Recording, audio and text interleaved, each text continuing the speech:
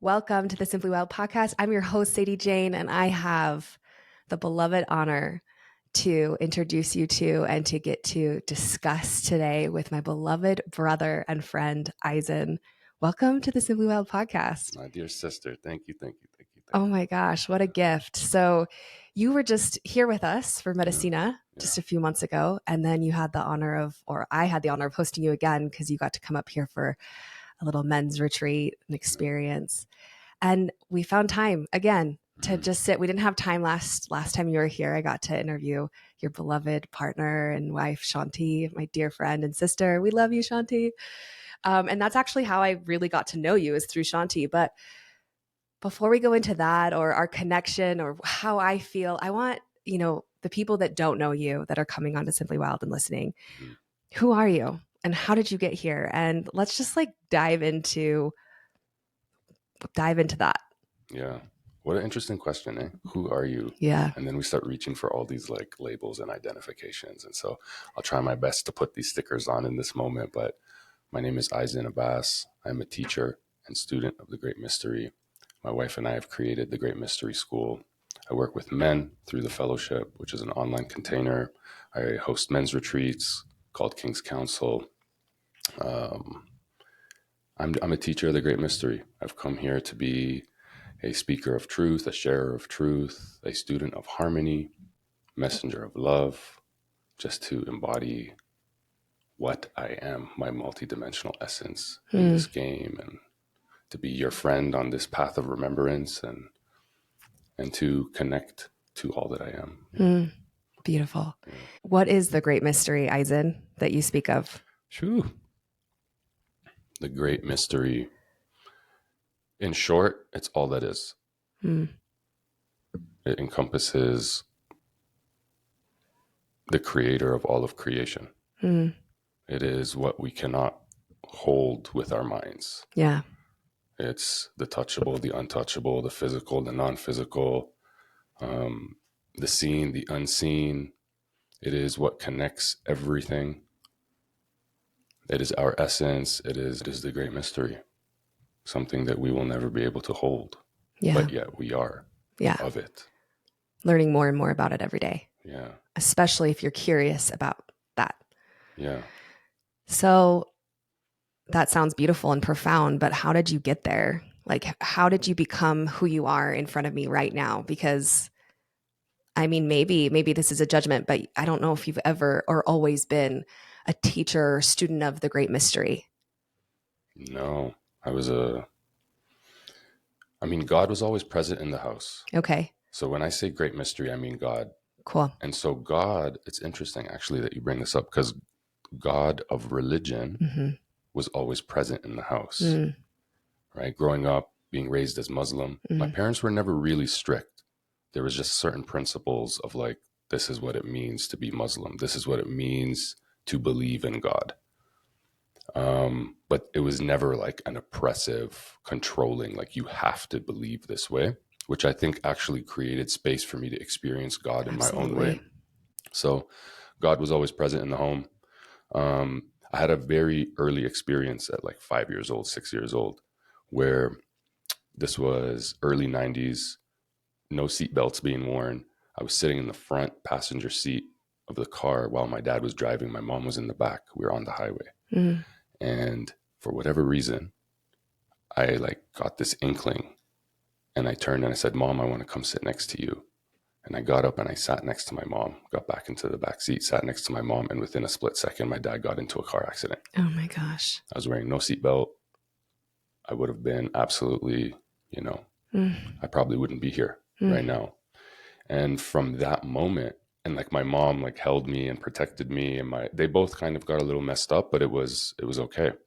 And from that moment, there was this awareness, that wasn't a coincidence. Yeah. How did that happen a split second before this accident? Yeah. And even from a young age, there was this knowing of something greater protected me. Yeah.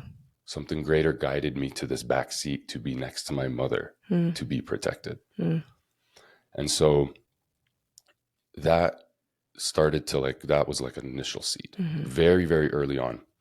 And so although God was in the household, it wasn't necessarily the God that I feel connected to today. Mm-hmm. And that's part of what I say is my mission and our mission, to take God back Mm-hmm. from this like old God world narrative that personified God Mm-hmm. as this man in the sky to control your behavior, Yeah. reward, punishment. Yeah. You will not go to heaven unless you do X, Y, and Z. Right. Because right now you are not worthy. Right. And only when you complete these tasks will you become worthy, painting this abstract point in the future as where you will find your worthiness. Yeah. Right. And so part of my mission is taking God back, which is why I use the word God. Yeah. Where initially, a few years ago, I was using creator, source, the universe, because I was afraid if I used God, it would close people up. Yeah. I mean, it's kind of a rebellion in the spiritual space to be able to use that word, because so many people, that immediately closes off their crown chakra, or they already have, because they have such a bitter relationship. Correct. And I think so everything serves a purpose, and we'll unpack it a little bit, but I think part of what's been used to control us is this externalized version of God. Yeah. They've Absolutely. placed God outside of us. And so keeping us seeking outside of ourselves for this fulfillment, for this worthiness, to be deemed worthy of love. And so that's what I'm saying. Part of the mission is to take God back, take this back inside of me, to know that God is not in the mosque. Yeah. God is not in this book. Yeah. God is not anywhere other than right here with me right now. Yeah. Tell me what God is to you then. What's your definition of God? If it's not a sky daddy, or maybe it is. No. What is the definition of God to you? I can't really define it, but I can tell you how I experience it. Okay, great. Let's do that. Let's go there. Yeah. Or maybe what it's not, right? Like just a feeling. Well, I'll tell you what God is not. That's a good way. Yeah. God is not judgment. Yeah. God is not, you are not good enough right now. God is not conditions. God is unconditional love. And that is the basis of all of this. An acceptance of all of creation. A feeling of interconnectedness with everything around us. And although we've come here to learn through separation, we've come here to learn about energy through separation, there is something that keeps us all connected. And so for me, God is the creator. Yeah. Creator of all. And do you believe God has a form up there? No. Yeah. No. It is the formless and the form. Yeah. This right here, this table.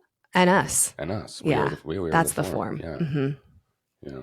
Beautiful. So funny. I wasn't going to go this way, but questions are just popping in. So I'm just going to let them happen.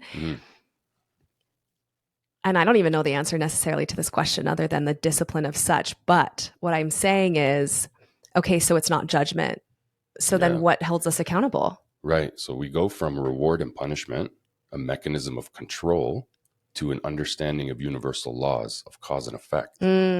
Absolutely. Especially on this 3D plane, because that's what it's built off of. Correct. Yeah. And so instead of suppressing the self out of fear, that if I do this, I will go to hell. Right. Now it's an awareness of my power to co-create my reality, knowing that with every cause, there is an effect. With every choice I make, I experience a specific timeline that opens up for me. A consequence. Correct. Yeah. And so now this is taking the power back, knowing that it's not about sinning in the sense of I'm not good enough. Yeah. It's I have the power to co-create life. Yeah. It's the consequence. It's if I do this, it's going to give me this. And if I do that, it's going to give me that. And the power of that brings it forward to you. Yeah. Rather than the consequence of having to repent to something that's outside of ourselves. Right. Beautiful.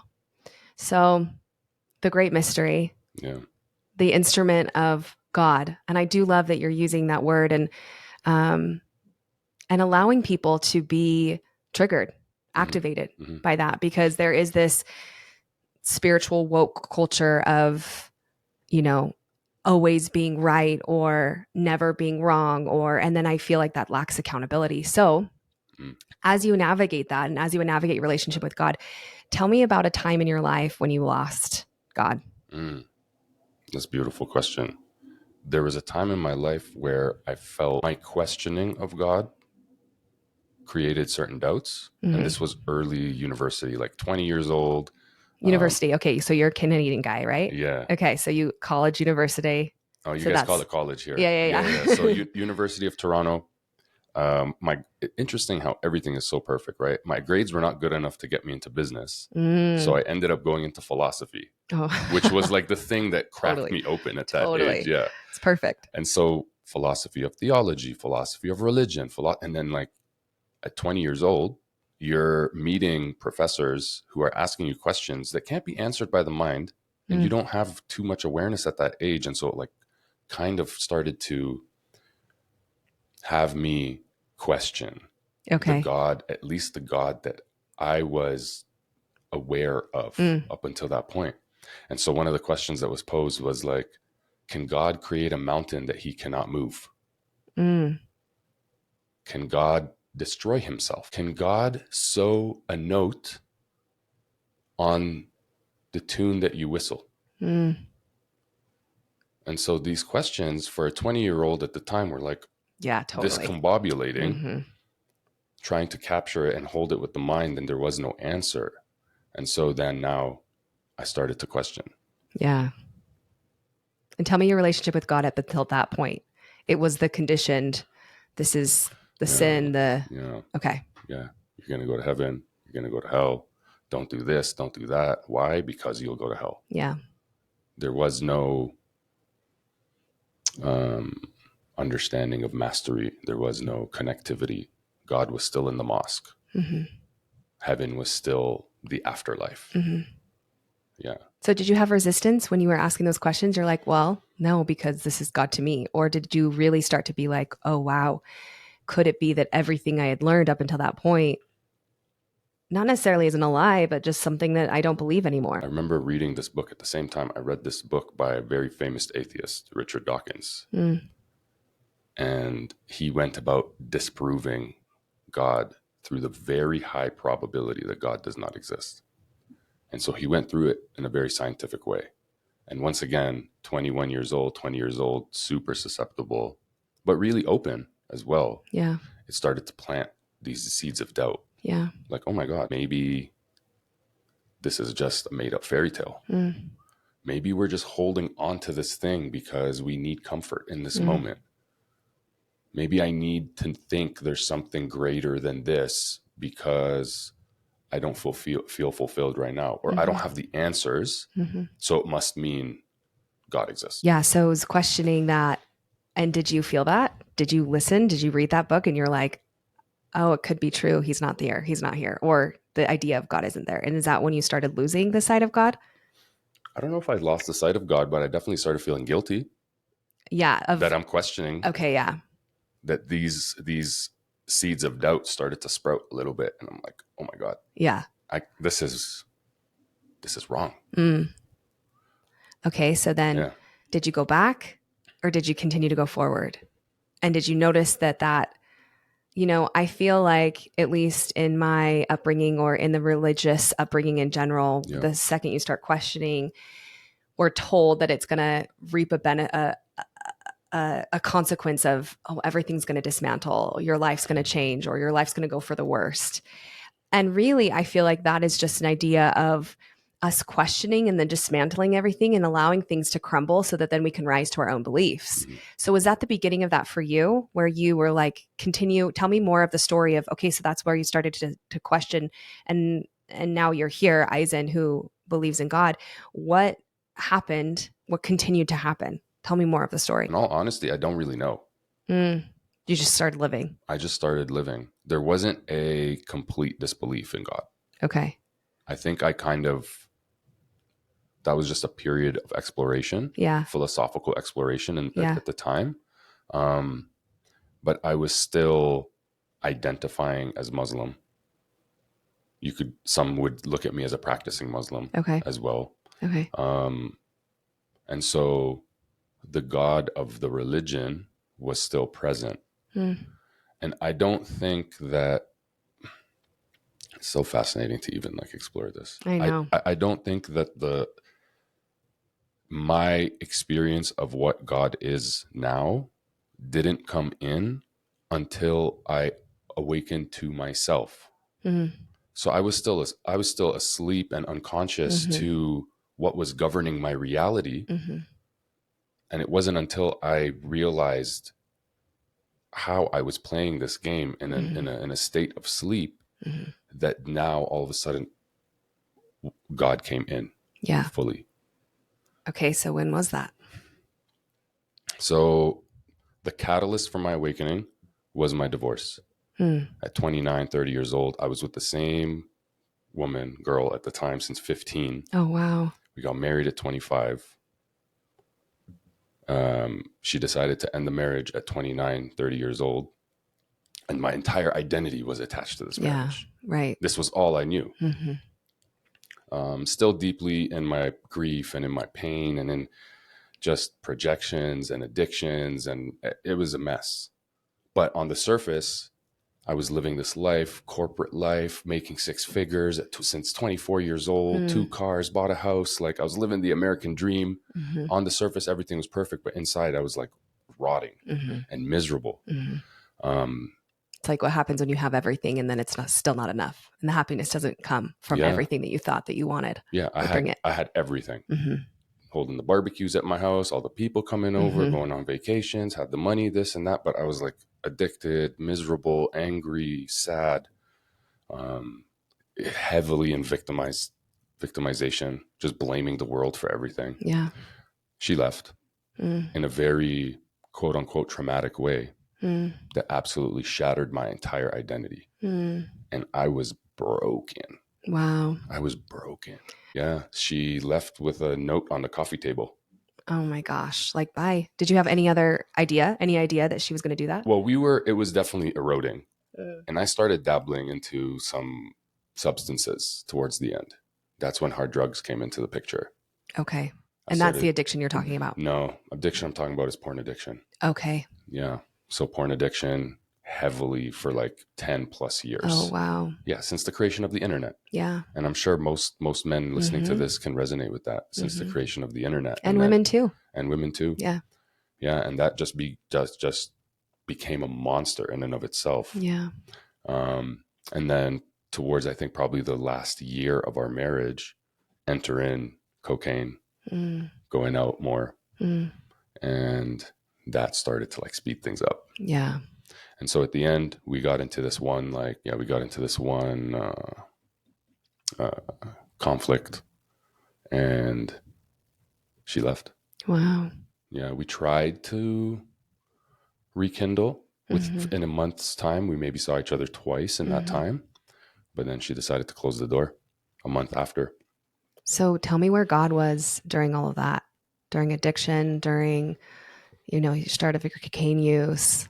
Like you said, you were just like broken and. Oh my God, you're going to make me cry right now. But there was, cause I'm reflecting on something somebody shared. I don't remember when, but it was just recently. And I'm going to butcher this entire kind of mini story, but basically like everywhere you go, there's 2 pairs of footsteps, yours and God's. And then in the dark times when you look and there's only 1 pair of footsteps and you're like, God, where are you? And it's like, I was carrying you this whole time, right? You know what I'm saying? Like footprints in the sand. Yes. Yes. Yes. It's like my son, I was carrying you this whole time. That's why there's only 1 pair of footsteps. Wow. And it was in that heartbreak, it was in the shattering of all of that, where who I thought I was no more. And now is the process of like finding this. Yeah. And the reason why I'm getting emotional is because like I feel deeply into how sad I was then. Like I was absolutely broken. But as we know, like it's so perfect. Yeah. And I feel that the purpose of that relationship, and we've never talked since. There's been no communication since. The purpose of that relationship was truly the way in which it ended. Yeah, absolutely. It had to be. Yeah. I don't know if this is in the Muslim culture, and correct me if I'm wrong, but at least in some other religions that I know about, we're told that God leaves us when things like that happen. We're told that, and the connection of such could be that connection maybe doesn't communicate with us or any of that. However, I feel like in those moments, God is, like you said, carrying us the most. Mm-hmm. And so it's almost like, whether I wanted it to be a trick question or not, it's like those are the moments when you find God, when he holds you. Yeah. And if you still don't see, hey, he's knocking at your door, or I say he, but even just the concept of God, the great mystery, Yeah. it's knocking at your door. God is there with you, and you're not listening, and you're not listening, and you're not listening. And I say you as in just all of us in the Yeah. depths of our despair. And then we uncover the destruction of everything until we actually listen. Oh yeah. And I wasn't listening at that point. Yeah. And that's what got you to listen. No. Oh, okay. Keep going. No. What got you to listen? I moved. So a few months after that, I grabbed all my bags, packed all my demons, and moved to Vancouver. So you're like, I'm well, out of here. here we go. Yeah. I always wanted to go live in Vancouver. I And is love that that like a city. big city? Okay. Yeah, I love that city. I was living in Toronto. I always was visiting Vancouver, a friend every year. And so it was like, leave. You need to leave now. Yeah. And actually my cousin was the catalyst of that. He's like, you need to get out of Toronto. You've been living there for 25 years of your life. Your whole life is in this one neighborhood. Like, bro, leave. Where would you go to? And I was like, I'd go to Vancouver. He's like, then go. And so again, God is working through everything at all times. Yeah. And so at that point, I told my boss, in 6 months, I'm going to Vancouver. No, sorry. I told myself, and I was speaking to another cousin, I said, in 6 months, I will leave to Vancouver, no matter what. I just hope when the opportunity arises, I said this to him on the couch at my house. I said, I just hope when the opportunity arises, I won't be too scared to take it. The next day, there was a job posting in my company for the same position, but in Vancouver. Oh my gosh. Of course. And I called my boss up and I said, if I don't get this job, I'm quitting. And I was a top sales rep at the time. And so he said, like, are you sure you want to do this? And I said, yes. He's like, all right, then you leave in like a month. And so boom, moved to Vancouver. First time alone. First time like living on my own, right? I was with her since 15, got married, left my parents' house, moved in with her. This is the first time I'm free. But I took all my demons with me. Everything. Yeah, with me. nothing stopped. Nothing stopped. It magnified. I was free in the sense of I'm in a new city, I'm adventuring, I'm exploring, I'm meeting new people. But now the feelings of being unworthy of love because the only person that loved me left now came full force into the surface, and I treated myself as that unworthy. Yeah. And so I started to seek that worthiness through women. And so Vancouver was a time to search for myself and other people and still come back feeling as empty as I was. I kind of want to go back because this question keeps arising in my mind. What were you avoiding? So of course you had that relationship. You knew her from 15. You had attached yourself to this beautiful person. Yeah. And you were still, feeling these addictions. Can you pinpoint, have you been able to pinpoint, like, what was it? What was the healing that hadn't happened? What was the trauma that you were feeling? What was the disconnection to yourself where you felt like you had to continue to go outside of yourself? Yeah, a lack of acceptance for self. And do you realize, do you know when that started? It only came into my awareness when I got into the next relationship and felt like she accepted me. Because part of it was, who's going to accept me? Now, divorced, all these stories. But that acceptance happened earlier. The lack of acceptance, happened earlier. Yeah. So it's like, I wonder if you have visited where that began. You're a single child, yeah? Only child, yeah. Only child. Yeah, I just wonder where that acceptance, where that lack of acceptance came in. And I'm wondering, and I'm posing that question because you are such a vigilante and a spokesperson for your people. And I wonder if that was a generational acceptance. I think it was a lot of things. It was not like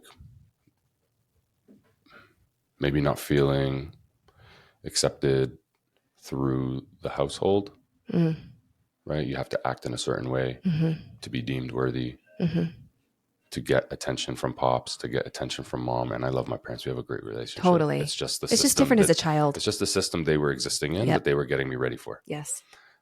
So that kind of foundation of like, you are only accepted if you show up in a certain way. And now like extrapolate that into school. And so you are only accepted if you're acting a certain way. So now like start putting on these masks of being this athlete and this tough guy and this persona that starts to build. You start to put these things away. Yeah, right? of course. Even in a good household. Yeah. Even in a loving household. And you have a beautiful relationship with your parents and you love them and you honor them and respect them. And I think I wanted to share that, or like really get to the bottom of that, because that's what we are that's what we're coming home to, is the remembering of all of those layers being removed. Whether or not, I think a lot of people don't give themselves the credit that there is, whether it's that they want to use the word trauma or layers of masks to try to understand this acceptance of whether it's their parents, society, environmental, socioeconomical, or even religion. And so those layers then got you to these addictions and this dismantling, and then to your next relationship. So tell me more about that. Yeah. So I've never talked about this at all. And so part of my marriage and the baggage, the skeletons in the closet, was the infidelities. And so now coming out of that, it was like, who would accept a man with all these skeletons in his closet? Yeah. It's just a shame spiral. Right. Because I was not in a place to like understand myself and accept that this is kind of the path that I was walking. And this is, so it was still a seeking of someone who would accept me. Which then brought I use the word entity because that lower frequency brings that, the entities of people, just like you trying to find people that will be at that level, that shame level, that guilt level. Yeah. And so enter in the next relationship like 6 months after I moved to Vancouver. Wow. Which is like, that's fast. Right? Especially after like, how many years was that? Yeah. 15 years. Wow. Yeah. Yeah.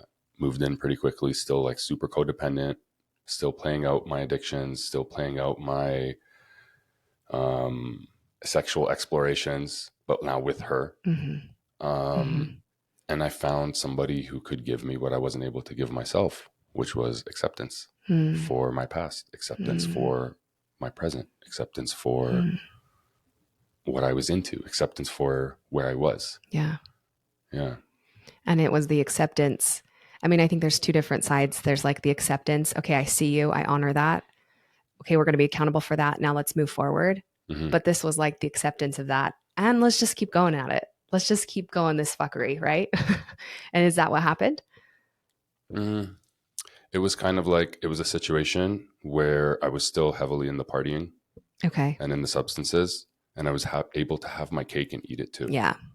And so I was able to, basically have my cake and eat it too. And what happened with it? That then led to the awakening. Okay.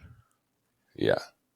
And so, okay, this is perfect. This is perfect. So we moved in together. Yeah. We were still playing out this life of exploration within the union. Right. Okay. If you follow me. Yes. And one night, and now I was able to be faithful. Right. Yeah, because it's all out there. Yeah. And this was something now that I held really like, this is another aspect of the awakening. I was so proud of the fact that like, I have no more skeletons in my closet. Of course. Now. She knows everything. Yes. I am faithful. I am comfortable in this relationship. I feel secure. We're playing, but we're also like having fun together, enjoying life together, whatnot. Still unconscious. Still unconscious in this. But a layer of that. Even just being transparent, right, is a whole layer. Exactly. Yeah. Yes. Which was huge for me. Yes. It was like, oh my God, this weight is off my shoulders. I don't have anything to hide from this person. It's the mask. Okay, so now I'm not hiding. Right. Okay, so now I'm so now you see, but more. You see more of like what you kind of want, and then you explore that in transparency, and then maybe, oh wait, actually, that's not for me either. So one night I went out There was a period in my life. This was actually the beginning of the awakening. I dropped into a really deep depression, Mm. like a really dark period, to the point where I thought I was bipolar.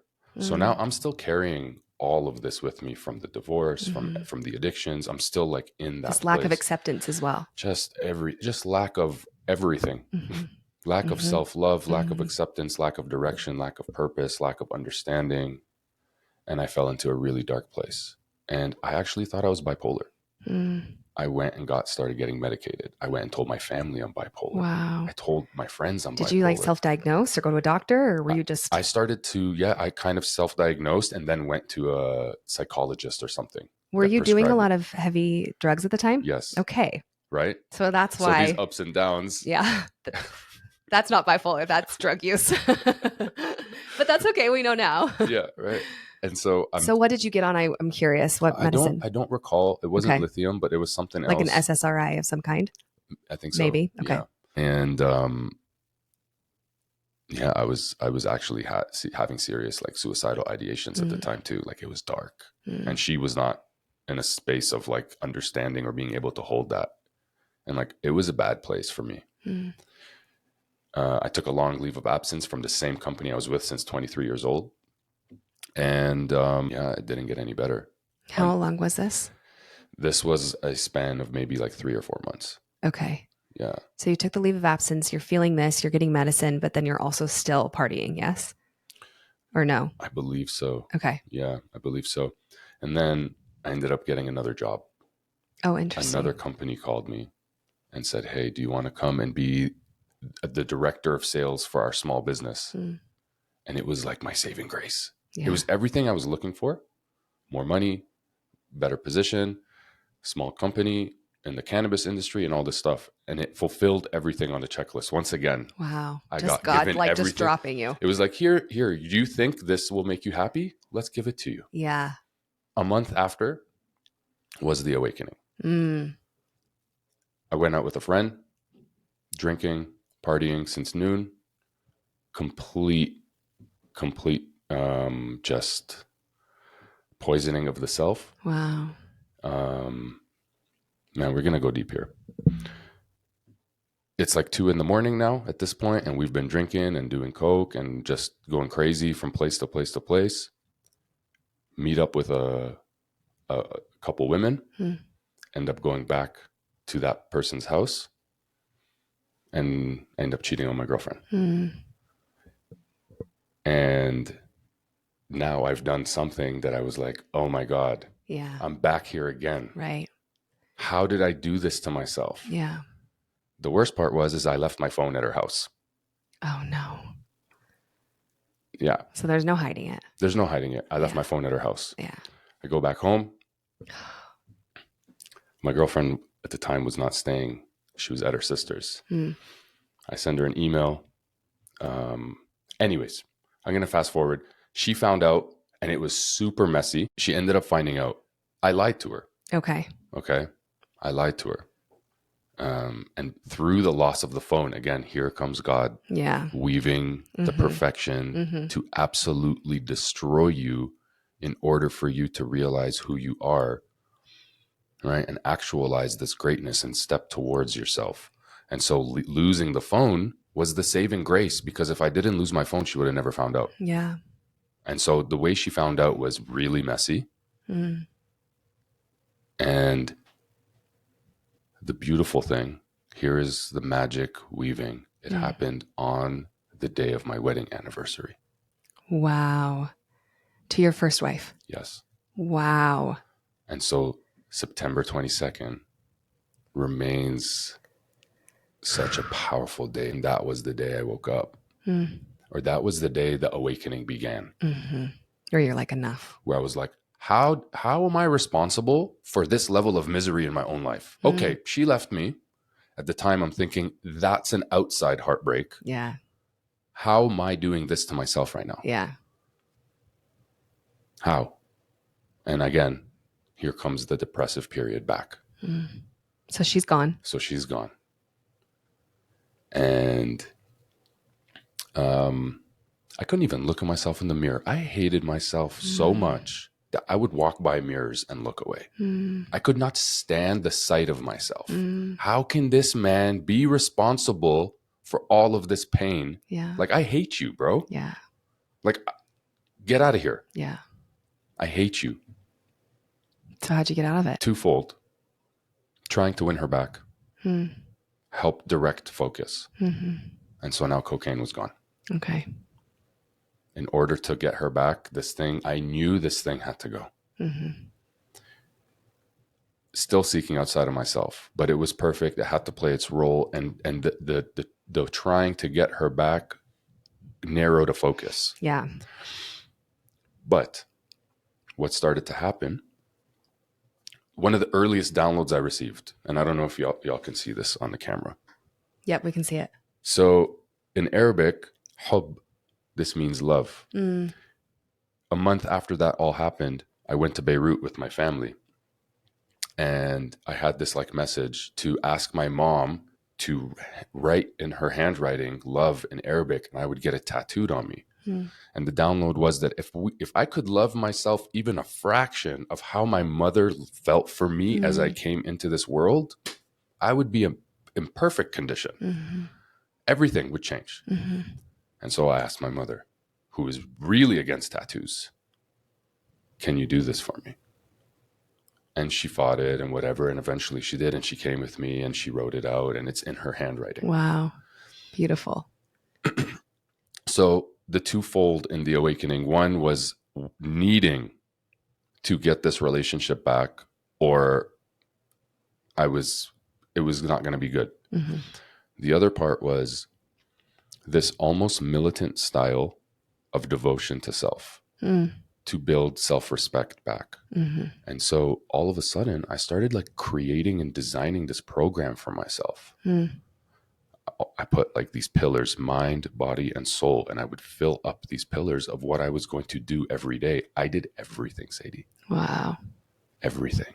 I was meditating. I was going to hot yoga. I was journaling. I was doing affirmations. I was doing gratitude practice. I was going to AA meetings. I was going to anger management. I was going to counseling. I was going to kickboxing. I was going to the gym. I was eating well, fasting. I did everything I thought was like, I did everything.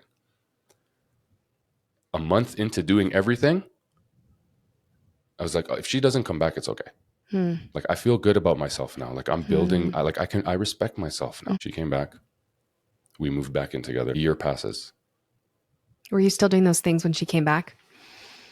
Had you gotten into a routine well enough that you were like, okay, this is feeling good? Or was it like, I'm going to get it, so I'm going to do these things so I can get the girl. And then, oh, I got the girl. Here we go. No, the spiritual things remained. Okay. Now we were meditating together. Now we were going to counseling together. Now we awakened together in a sense. Yeah. But there was still, now MDMA came into the picture. Okay. Alcohol was still in the picture. Okay. So I was still like dancing between these two worlds. Yeah. Yeah. And so still having my cake and eating it too, still wanting to live in this one world of distraction and quick fulfillment and but knowing there was something greater that I was touching. I was like touching this thing beyond the veil that felt so full. A year passes. We got a dog together. We moved in together into a new apartment. The family forgave me. All of it. All of it. Until one day, God gave you everything again. Everything I thought I wanted again. Again. Until one day. Until I fasted for Ramadan for 30 days. So for those who don't know, Ramadan is a month of fasting where you fast from water and food from sunrise to sunset, and you break your fast at sunset. And I hadn't fasted for years. And for whatever reason, maybe because of COVID hit and it's like everyone stay in your house, you can't do anything. And so I got the message, you are to fast. So your messages that you were getting became more clear when you started implementing these pillars, yes? Yes. Yeah. Yes. So all of a sudden it's like... The signal to soul started to become clearer as, yes, as I cleared the debris and committed to myself and really like started to devote and pour into myself and to learn about myself. Yeah. Because I also started doing a life coaching program as well. Because during counseling, my counselor, God bless her soul, Daniela, if you're listening, she's a guardian angel. In one moment, this was another message that came through her, which is, I told her I'm miserable still at my job. Okay, I'm awake now. I'm doing all the things, but I still am miserable. Like, am I supposed to be doing this forever? And she said, I feel like you're best suited for this. And I was like, what does that mean? She's like, have you ever thought of coaching? And I was like, okay. Well, I'll get into the coaching program then. And so I started doing life coaching. And then we'll get to the men's work too. But even in the life coaching program, someone just said to me, what does a men's group led by you look like? And I was like, a men's group. Okay, I'll start a men's group. Yeah. And so at this point, I've awakened to this different life. I'm on my path to becoming a coach. I've started my men's group. This is what year? 2020? 2020. Okay. The message comes in, you are to fast for Ramadan for 30 days. And so I fast for 30 days. Wow. You've done that before. Yes. Yeah. Ramadan ends. I wake up one Monday morning with this knot in my stomach. I instantly knew what it meant. You have to leave her. Right away, the feeling in my stomach was like, oh my God, I knew it. And I went into the shower and I just started crying, like grieving.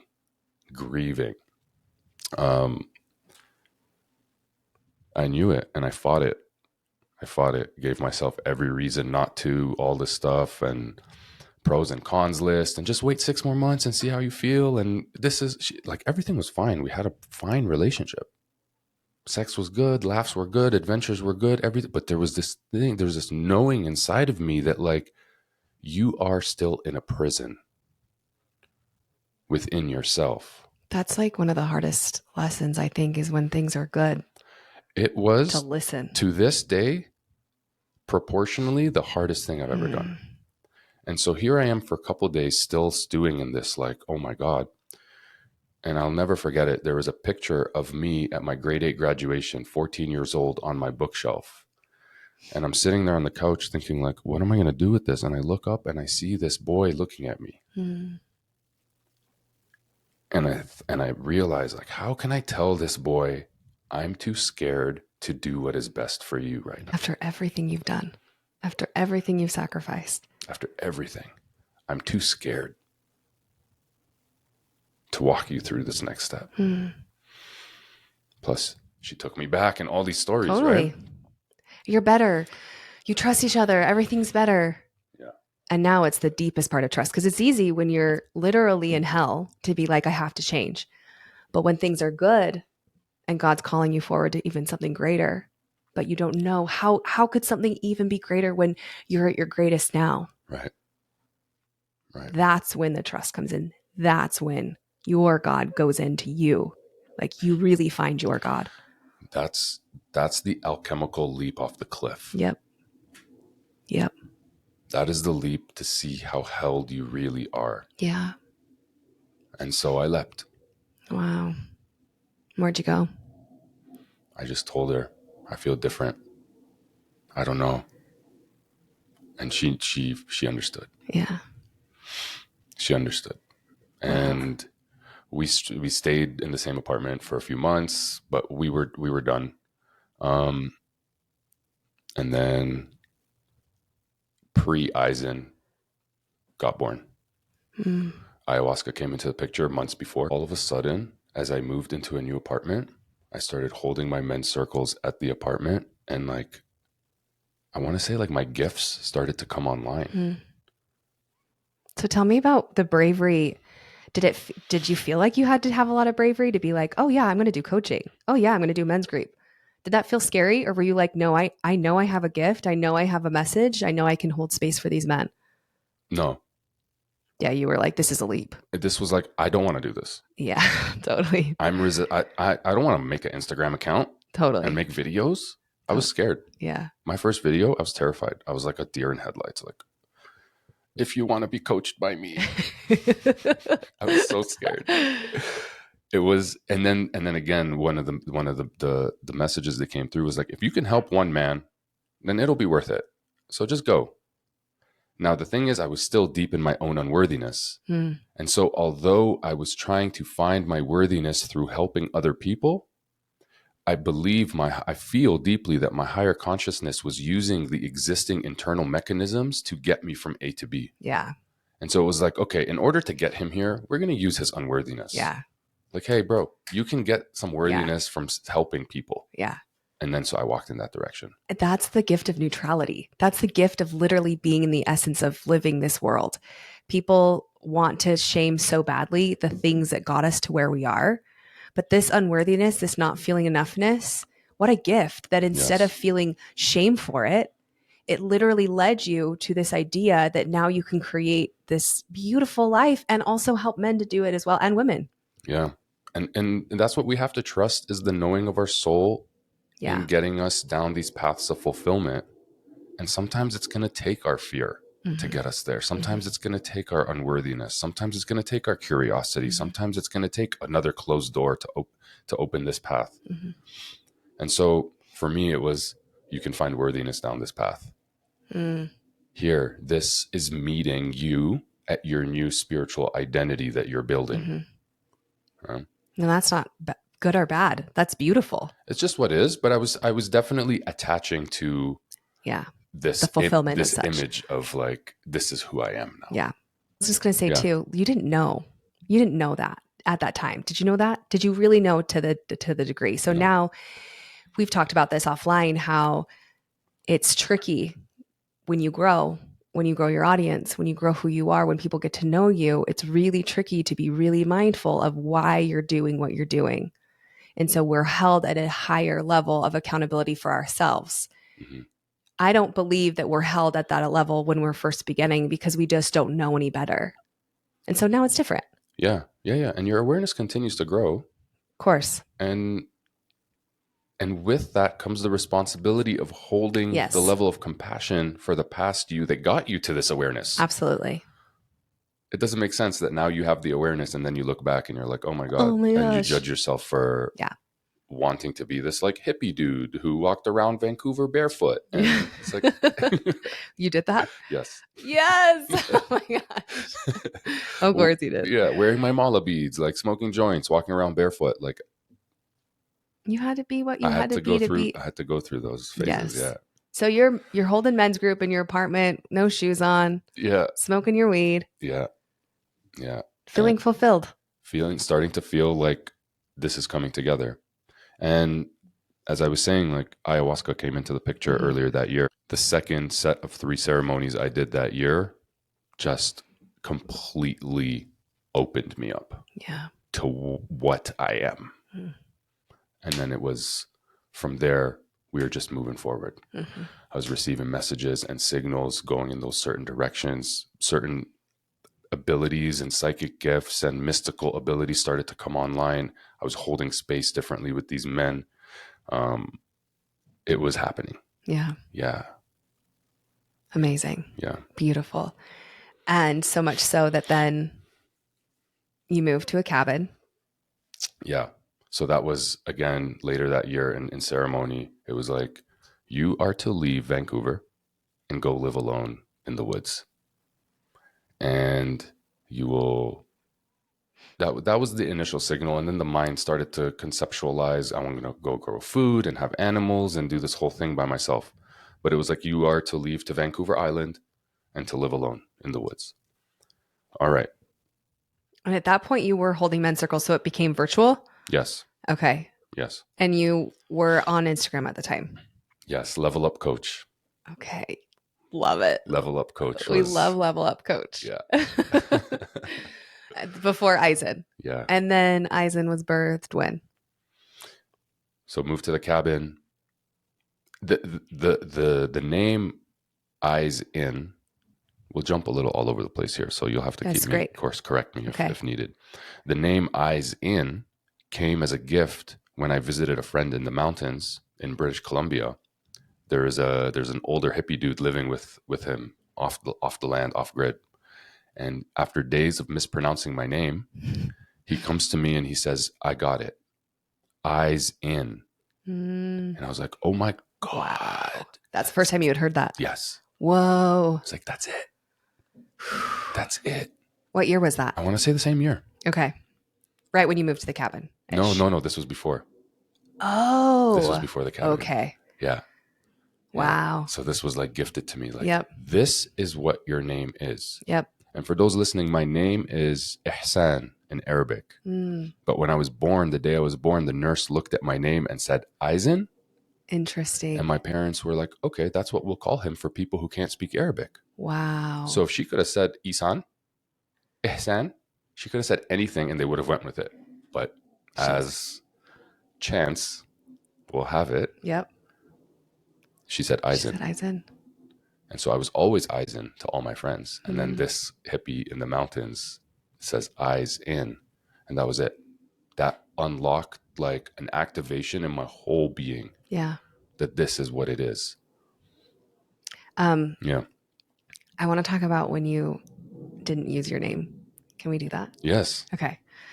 So we've talked offline about how you didn't use Isen for a second. No, I was ashamed of my name for my whole life. Tell me why. Because I'm like, growing up in Canada, everybody's either Billy or Blake or David or Jeremy and then here's Isen. And it's like, oh, Isaac? Ivan? Iris? What? Mm-hmm. I was ashamed of my name. Mm-hmm. Especially because it wasn't even my name. Yeah. That's the way you would say it. Right. Because you can't pronounce it properly. Right. Wow. So even that was a layer of non-acceptance of self and feeling ashamed of my name. And so when I was 16, I started a job telemarketing. And as you can imagine, Isaan calling from Greenlawn, people were like, what was your name? What? And so I decided to change my name one day to Steve. Steve. Wow. Of all the names. Right? That's so sad. I laugh, but like, it gets what more a sad. Messed up world, man. It gets more sad. And so Steve didn't make any sales that day. Oh, no. The next day I tried Dan. Oh, no. Did Dan make sales? Dan killed it. Oh, shit. And so I became Dan from Greenlawn. Oh, no. Now, nobody else was calling me Dan, but I was saying I am Dan when I would call. Fast forward to 23 years old, graduate university. I'm not getting a single callbacks on any of my resumes. The recruiter tells me, why don't we put Dan on your resume and see what happens? Ugh. And so I put Dan on my resume and all of a sudden I'm getting job offers left and right. And so that became Dan. That became the birth of Dan. Now people are calling me Dan. Corporate card says Dan. Business cards say Dan. The voicemail when you call me says you've reached Dan. Wow. Full alter ego. Full. Talk about masks. Yeah. It was a whole character. And that character, just to paint the picture for everybody, that character of Dan was literally when you were in the depths of drugs, addiction. Yeah, Dan was birthed at 23. I got married 2 years later. Yeah. Wow. So Dan became this corporate gimmick. Fast forward all the way right back to moving to the cabin. Man, there's so many layers to this story. There was a fall from grace before the cabin. I had been going to the island searching for land for about 6 months. And several of the places I went to, at this point, drug-free, alcohol-free, nothing. Like I'm deep into work. Like clean, nothing. I'm going to the island searching for properties, searching for land, put a few offers down, don't get them. Another offer doesn't work out. Another offer doesn't work out. And I'm going sleeping in my car, every other weekend, looking at different places. And the pity party showed back up. And I felt I had a falling from grace. Victimhood. Yeah. I had a falling from grace back into substances, back into relations with one specific person at the time. But and my light completely shut off. Everything I had started building, all these powers, all this knowing, all these signals, this connectivity was gone instantly. My presence, I couldn't focus on anything. It was gone. It was gone. How long did that last? That lasted about a month and a half. Okay. And there was 3 instances, 3 forks in the road where I had the opportunity to share myself, to share where I was at with a friend, 3 separate friends, 3 days in a row. And to paint kind of the picture, but not to draw this all out, it was basically each meeting with the friends, there was this like pull to call my shadow to the light, to tell the truth on myself, to just speak it out loud. This is where I am at.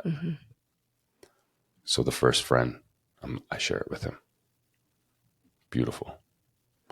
The next day I'm hanging out with another friend. The same pull comes. Speak this to truth.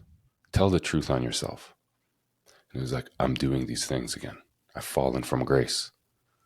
Perfect. The next day, another friend. Share this with her. I share it with her. She didn't receive it too well, like the other 2 friends. She absolutely destroyed me. Oh. And then there was an invitation to do a 48-hour water fast, which I had never done before. 24 hours into that water fast, everything started to recalibrate. It was something out of this world. By the second day, the cabin I have now ended up coming back into the picture. So I initially didn't get the cabin. The offer fell through. My real estate agent calls me on the second day of this 48-hour water fast. And he says, hey, the offer fell through. Do you guys want the cabin? It's like, yes. And so the decision was made. You jump on this bus and you go. Like you, this portal is open. Go all in on yourself. Yeah. What was it about? What was that falling about? Have you been able to? The falling from grace? Yeah. A perfect storm. To get you perfectly back to where I needed to lose it all. Everything I had been building, everything I had been touching and connecting to, I needed to feel all of that be completely taken from me. Yeah. From my own shadow coming in. Did you feel before that, I hate using the word ego, but did you feel before that you were getting that? You were like, oh, this is working out. Oh, we got it. We're rolling. And that's kind of what was taken from you, this dismantling of, okay, none of this is even mine. I am an instrument.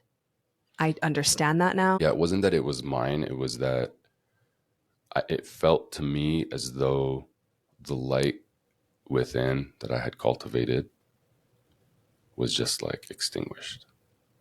It's like whew, someone blew the candle out. When you started doing all those other substances, going back. Yeah. Yeah. When I fell back in. Yeah. Yeah. I also want to touch on, I love that you told the story of like being accountable and telling these 3 friends. Yeah. Because essentially that's what you do a lot in your groups is you give a safe place for these men, specifically in your fellowship. That's what it's called, right? Yeah. And of course I'm not a part of it, but I can feel it. I can feel that there is this safety that you create that's important to you to be able to create an accountability partner, somebody to say, come forth. Well, we've talked about a little bit about what you do, and you use that word specifically. I bring them, I call them forward. Yeah. I don't know, like I said, correct me if I'm wrong. I don't know if you'd be able to hold that space like you do now if you hadn't first been called forward yourself to show that you were in those shadows. Yes. I find it really interesting that that is what you experienced right before this cabin was brought back. Yes. Which is why I say almost like an ego death had to happen when this, you know, I think some people are like, oh, we're on the path. We're doing everything right. It's all going to be just rainbows and butterflies. No, there's still lessons, especially if we're holding space, if we are instruments for God. okay, Isen, I have another lesson for you. Let's take it all away again, or let's experience this again so that then you can continue to hold that space for these men. Yeah. And in that sense, you're right. There was another death that needed to exist. There was another dying off that needed to happen. And there was like two deaths that had to happen. There was the death of the light that I was embodying. And then there was the death of this acquiescing to not choosing my greatness. And so to feel my own ability to choose the light, to choose my power, to choose my path, to choose myself, and to commit so deeply to myself, and which is where Bob and Sana came into the picture. And that's when you did the diet. That's when I did my dieta. So I left to the cabin, and a message came in clearly: you need to double down on this mission. Just going out to the woods is not going to cut it. And I went on a 3-month dieta with Bob and Sana. For those who don't know, she's a master plant teacher. It's not a psychoactive, it's not a hallucinogenic, but you sit with this master plant and drink a tea every night. And this was everything for me. This was everything for me. It transformed my entire experience of reality. 3 months is an extremely long time for a diet as well. Yeah, and so the diet doesn't only consist of drinking this tea every night, but there's no salt, there's no sugar, there's no weed, there's no alcohol, there's no sex, there's no red meat, dairy. Like that's just from the intake of food perspective, but you are to be completely clean and in monk mode, essentially. And so that's where I was at the cabin, dieting Bob and Sana, going and drinking ayahuasca and ceremonies throughout the time. I was on a discipline challenge, working out every day, out alone in the woods. And so for the first time in my life, I closed off my field to any energies, feminine energies, completely celibate, completely isolated, working on, not isolated, in solitude, because I was not alone. I was like by myself in the woods, but I was with this teacher. And Bob and Sana, I say she because it's a very powerful feminine spirit. She was essentially guiding me to liberate my inner feminine. And I started to come into this place of wholeness within myself. Wow. And I was married to myself in this cabin. Wow. You're feminine and you're masculine together. Yes. It came online. She started to teach me about energy. She started to work through me in my dreams. I would wake up in the middle of the night with poetry streaming through me. I'd grab my phone, quickly write out the poetry and go back to sleep, wake up the next morning and be like, how did this happen? And so she was teaching me really beautifully how to open my heart to all that I am and need nothing from nobody, and to nurture myself and to pour into myself and to devote to myself, like to live in such a high level of devotion that only someone who meets me there would even be able to come back in to this field. And so it's interesting because before the diet, I said to myself, all right, so this period of celibacy, when it's over, I'm going crazy. I'm going to go out and about and do whatever. Yeah. 1 month into the diet, it was like, there is no way I could ever lay with another woman who is not my queen. Wow. There is no way. Wow. Who would be worthy of this information transfer? Who else but my queen would be worthy of this information transfer? And right there was this sharp certainty that you will never lay with another woman unless it's your queen. This is the most sacred thing in existence. That sexual exchange. Correct. Yeah. Powerful. Jeff actually did a Bobinsana dieta, but it was only a week. And I find it so interesting, these feminine plants that find these really strong masculine men, because I saw in a very different way how powerful it was that brought his creativity online, his sacral, in a creative way to stream that energy. What a gift. I've never dieted Bopensana, but I can feel, and there's a Bopensana tree in Shanti's property. Unbelievable. It's just crazy. She was the vetting process. Yeah, absolutely. You want to meet this queen? 100%. You want to meet this powerful goddess woman? Yep. Where she's already meeting herself? Show us. Yeah. There has to be a vetting process. Yeah. I will absolutely say, once Jeff did that Bopensana Dieta, that was when we chose union again. 1000%. That was the moment. It wasn't even, grandmother was the segue into finding Bopensana, Right. of course, but it was with that energy that brought that forward. Yeah. And then here comes Shanti. And then moving out to the cabin, doing my thing completely perfect. I had made peace with, I am going to be this man living in the woods alone. Yeah. And I'm happy. Okay, so we have to go back to this acceptance part that we started with. That's when you found it. That's forgiveness, the acceptance of yourself. I had found that a while back. Okay. A little while before that. Okay. Yeah, the acceptance of myself, like really witnessing myself, starting to understand myself, pouring into myself. Like when I left that relationship and moved into a new apartment, I had no TV, I had no couches. It was my dojo. I was deep in ceremony every night. With no plant medicine, nothing, deep in ceremony within myself every night. Movement, yoga, breathing, meditating, just like. It was so important to touch on that. It was like, we want to do full circle, because I love that it also came in before the cabin, because of course it did. Because in order for you to continue to say yes, to continue to jump off that bridge, that waterfall, to continue to leap, to trust yourself, there is a level of stillness within yourself that you need to understand, to then understand the acceptance. Correct. And part of it is where's the noise in your life that's keeping you from listening to your soul? And I mean this by noise of psychic noise, screens, people, friends, going out, distractions, that kind of noise. And also the noise of your own stories and your own pain and your own traumas. Absolutely. And so to be able to listen internally, it takes what you're saying is that stillness that you've cultivated, that ability to just, it's just you. Yeah. It's just you. And so out in the cabin, loving life alone. It's me. I got a cat, Rumi. It's just me and Rumi out in the woods.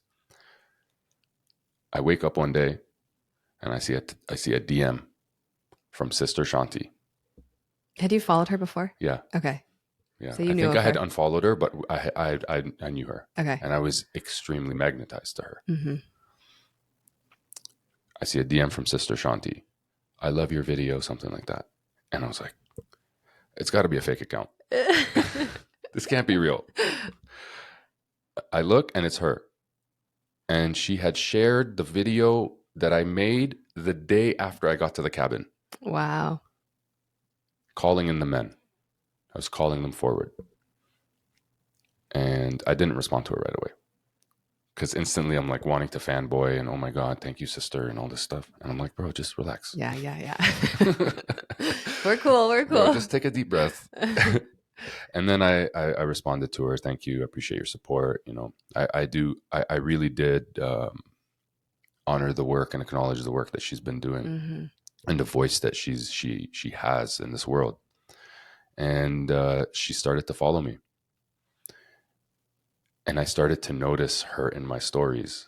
And you know, people listening, sometimes you're looking for that one person who's watching your stories. The entire energy in my life shifted. It was so palpable. Everything shifted. The eyes of this woman upon me transformed, like it shifted something on a cellular level that I could not explain. This was during Bopensana? Yes. Okay. Yes. Wow. But my there was no communication between us. Yeah. But That's just the energy the energy was really strong. that was being connected by that. Yes. But I'm deep in my diet. Mm-hmm. And this is the relationship I'm in. Mm-hmm. And so I acknowledge this energy, but I'm still on my path. Bobinsana she carries the spirit of the black bear. Mm. And so I'm driving down the road one day and I see a black bear cross the street. And so I take a video of this black bear. Shanti responds to that story saying, "Where do you live?" Mm. And then I told her I live whatever. Mm-hmm. So the connection was started to be made there. Kind of fast forward a little bit. I was going to sit with ayahuasca one weekend, and I put in one of my Insta stories that I'm going to sit with ayahuasca, and I was taking a ferry, and she responded to my story, wishing me well on my journey. Mm. And I was like, "Who is this woman? Like, she's so sweet. Like, this heart, this love coming from her to like bless me on my journey. Like, what is going on here?" Mm-hmm. Okay. Third night in ceremony, she comes to me in vision and says, "We are to be in union with each other." I love that. I love that story so much. I spent that whole night deep in my own unworthiness. Like, are you worthy to be with this woman? Who is this woman? What am I like? Yeah. It's like crushing me, and like I'm reprogramming myself in ceremony and purging, and like, Wow. and I come out of ceremony and see that she had shared another one of my videos. And so, which I had made with the intention of it being for her. Wow. And so I sent her a video message after, just thanking her, telling her she came into ceremony, but obviously your boy is not crazy and he's not going to tell her. Yeah. We're supposed I had a vision. We're supposed to be in a relationship. No, I just told her you came to me in ceremony and it was a lot of love and just thank you. And I left it at that. And then I think a week or two later, I responded to one of her stories and she said, "When are you coming to Costa Rica?" And I said, "I'm booking my ticket right now." Wow. And that was like 2.5 months after I got to the cabin. Wow. It was an accelerated move. Yeah. Like the vetting process. Yeah. Take this, jump here, Yep. jump here. Yep. And then it just all coalesced and like popped me forward. Tell me about your relationship with fear at this point in your life. Did you feel like it was there for you at every signpost? And I asked that specifically because you seem like a pretty fearless man at this point in your life. Or maybe some people would assume that. A fearless man is a dead man. Yeah. Amen. A fearless man is a dead man. So were you feeling this fear? Absolutely. And you were like, let's do it. This is what I teach the men in my group, is that when we walk through that threshold of fear, we are embodying our eternal selves on the other side. And so our fear is here, right? Because every fear we have essentially boils down to the fear of death. And so when you walk through that fear of death to emerge on the other end, you have chosen love, you have chosen yourself. A rebirth of who you've always been. Yes. A signpost. Fear is always a signpost. Yes. Which is why I had to bring that forward, because of course there's fear. Of course there's fear in the diet. Of course there's fear in the connection. Of course there's fear in sitting with grandmother and purging that unworthiness. And there's fear as well, depending on how you were conditioned and raised, by looking crazy that you're going to Costa Rica after you've spent months searching for this cabin, that this was your dream. Yeah. 2.5 months later, now you're going to Costa Rica. For who? This chick you met on Instagram? Totally. Oh, you're calling her your queen? Totally. After 3 days of chatting with her? Yeah. You're crazy, bro. And then how fast? How fast did you get married? How fast did the union? My diet lasted a full month after connecting with her. And so I needed to complete my diet before going to Costa Rica. And then I closed my dieta with 3 beautiful ceremonies that really brought me home. A day later, I go to Costa Rica, meet Shanti, and 2 weeks later, we get married. And, to people who are living in fear, Yes. to people who are Living in conditions, living in conditions, living in comfort, living in safety, living in their own uncertainty with self, the man who walks through that, the man who takes those leaps, the man who is certain in himself will look crazy. Yeah. And so I looked crazy to a lot of people. Yeah. I didn't even call my parents to tell them I was getting married. I just wrote them an email because I did not want to take that on. Yeah. The person that chooses himself often does look crazy in this world. And I was crazy. Crazy in love. Crazy in love with myself. Mm. And it led me to the love of my wildest dreams. Wow. That I never knew existed. An alignment like I never knew was possible. Which doesn't mean it was easy. Yeah. It means it was brutal. Yeah. Yeah. Yeah. The duality of such, I mean, maybe it even gets, I don't know. What would you say? Would you say that the duality gets even more intense? It's been the most beautiful adventure and the greatest teacher. And it's also challenged me at levels I never imagined were possible. Yeah. And that first year plus was extremely difficult for us.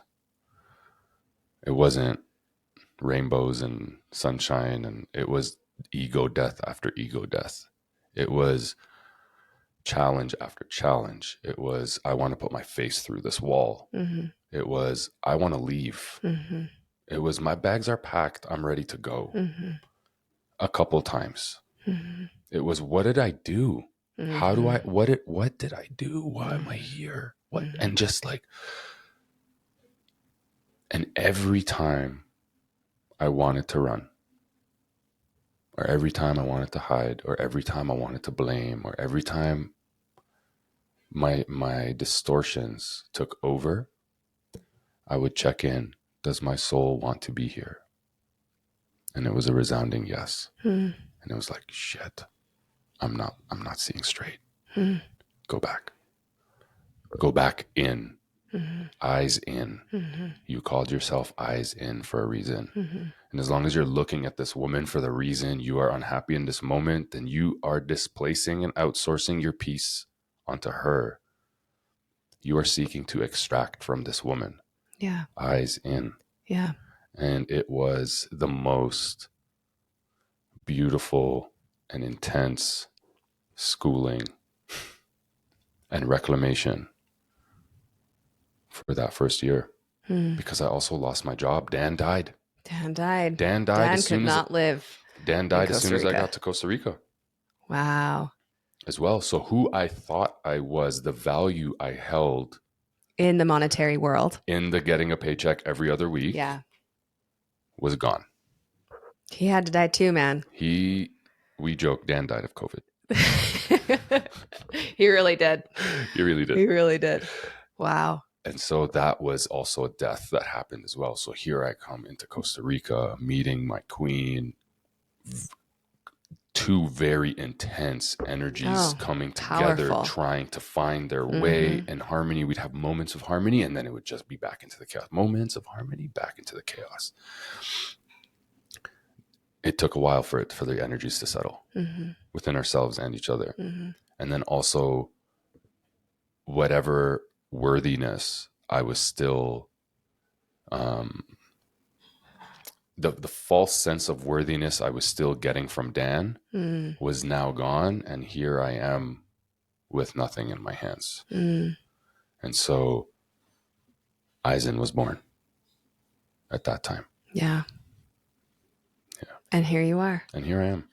And the initiation of that could have never happened if you had decided that Isen was the guy in the cabin alone, making the food, away from society. Yeah.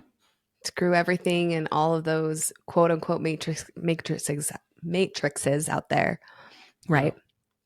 Instead, you decided to choose into this initiation of love, of divine union, which then ultimately brought you to the deepest divine union within yourself. Yeah, Shanti has this beautiful quote that says, divine union is not fated, it's chosen. Mm. And we have to like choose Mm-hmm. Mm-hmm. into ourselves really to be able to choose into it. And it has been a really profound initiation. It's taught me so much about masculine, feminine energetics. It's taught me so much about myself. It's taught me so much about like the codes I've received from this union. I acknowledge that being the student of life that I am and being so devoted to looking inside of myself to reflect on the quality of my relationship with her is really showing me the quality of relationship I have with myself. Yeah. It always brought me back. There's a funny story. Somebody asked her once, "What do you love most about Isen?" And here I am sitting at the dinner table waiting to hear something to like Yeah. pump Yeah. me up. And her response is, "He always comes back around." Yeah.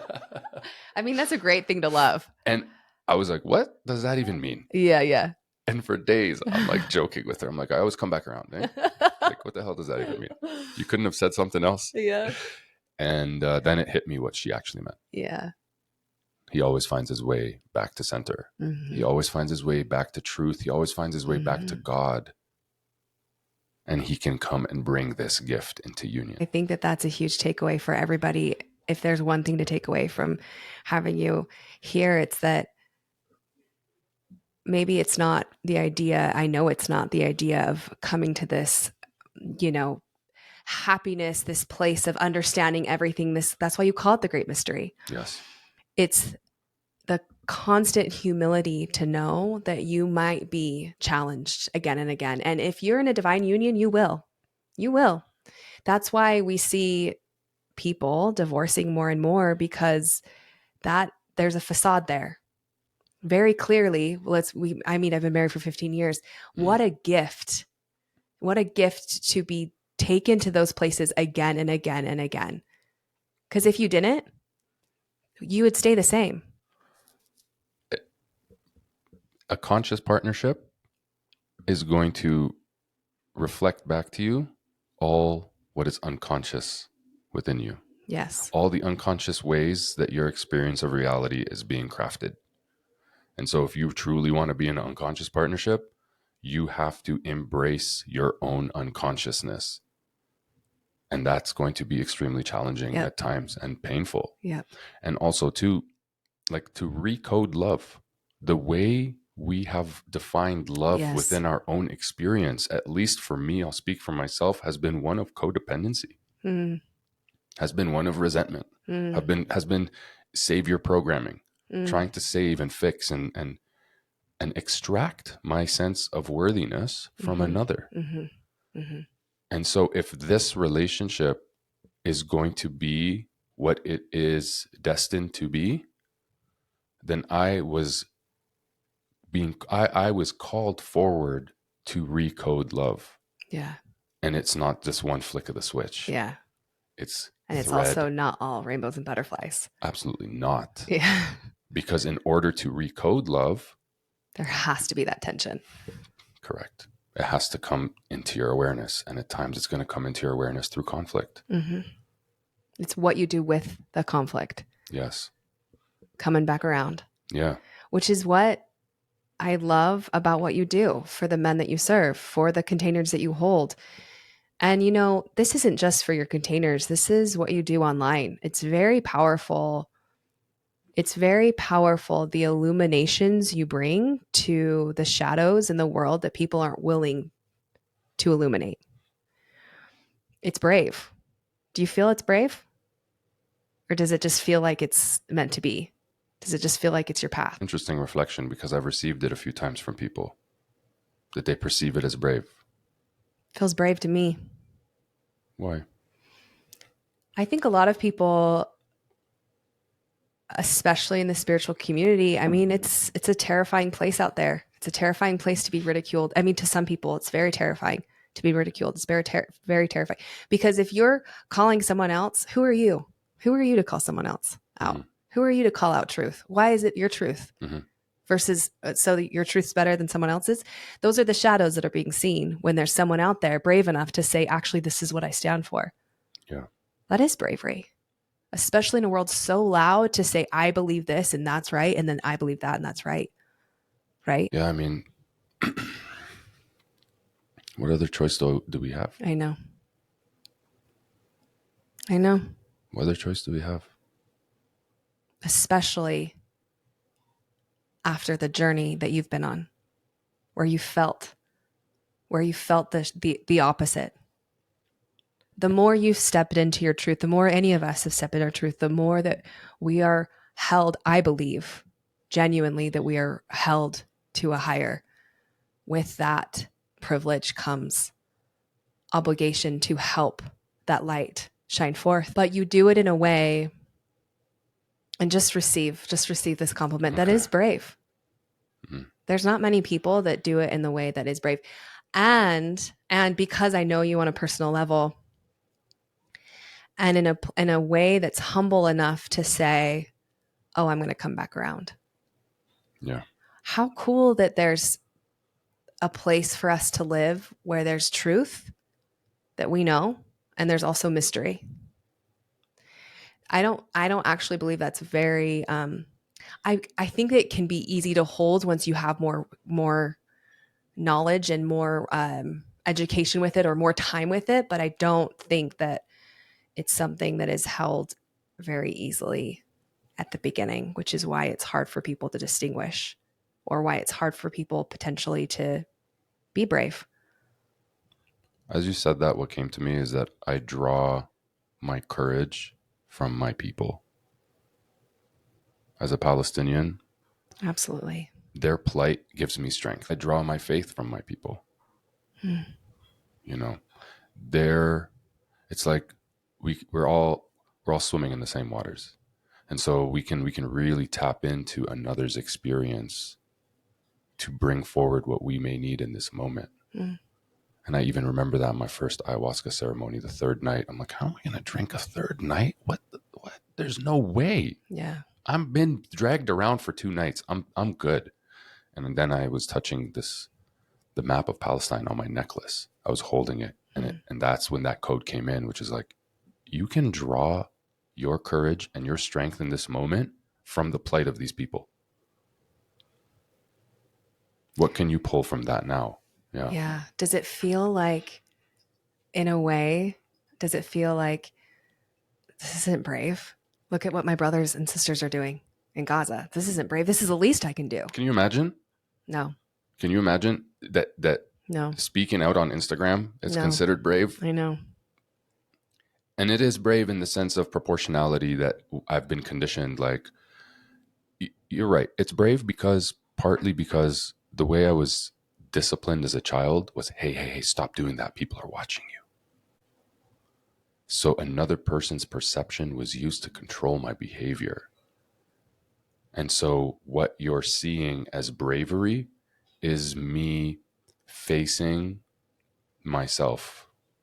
Part of the beautiful tool that social media can be, if used as a tool to expand your own consciousness, is to face yourself through these things. And I was never shy of conflict.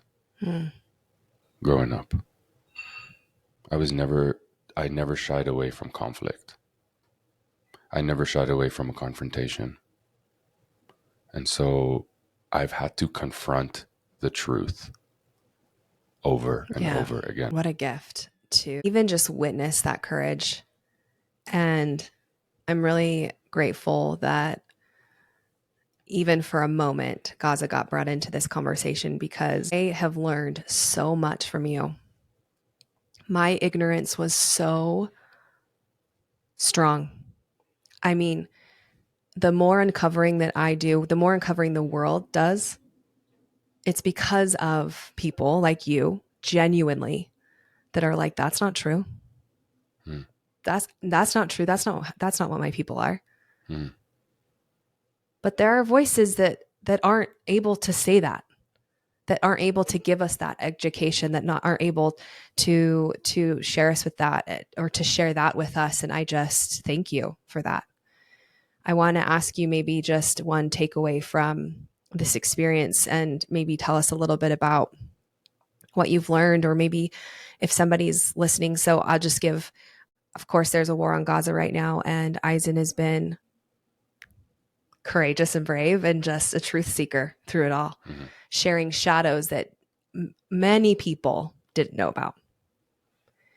And it's still there and it's still ongoing. And I have seen you through this, even just a fraction of this as we've gotten closer. And to see you hold and carry, and the words that you've spoken and the poems you've written and the videos you've shared. What can we do? What can we do to help you, to help your people, to help that part of the country? How can we continue to... I have been very transformed from your bravery. And I know that many people will once they listen to this or find you. What can we do with that? What can we do with that? I know you personally, and I know that you've been sharing with your children as well. And you've educated your children about what is going on. And so I think the education part is important, because in this game of illusions and all the propaganda and the billion trillion dollar media propaganda machine of the, of the warmongering entity that is perpetuating and orchestrating all of this, like educating ourselves, awareness is really important. Seeing ourselves in it is probably even more important as a next step, to see the war within ourselves, to see when we are getting lost to the propaganda within our own mind that is dividing me from you. Feeling this energy of war, division, fear, hatred that is pulling me into what I'm seeing out there. And it's interesting because what do we see when we look at that? We see the children being affected. And so if my unintegrated shadow is doing what, it's wreaking havoc on my inner child. And war, more war will not find the peace. We must find peace. You can't fight war with war. You need to bring peace to it. And so what this has brought up for me is to see where I'm still at war with myself. Yeah. So working on ourselves, our inner child. Working on your shadow to understand. If we're looking at this and seeing the degree of corruption that can occur to the human psyche, to hijack them to an extent that they are capable of genociding babies, then we must see how that capacity for hijacking exists within us. When am I choosing fear? When am I allowing my own separation and division to bring a war in my home with my woman, with my friends, with my community? When am I at war with myself and projecting that upon the world around me? And so there is no, they say, be the change you want to see in the world. So we must look at the world to see what ought to be changed within us. Yeah. A direct reflection. It's all on display right now. It's all on display. Not just within us, but also it's showing us the systems at play. Who is in bed with who is lying to you, who is supporting what is not in alignment to the highest truth in your heart. Where is your attention best focused? How can you vote with your money? What is money? What are we crafting as a reality based on what we're intaking and where we're focusing our direction? And so it's revealing so much to us, but we have to look at it. Yeah. It has to be shown. I think I can't even imagine if it's hard for me to see as a mother.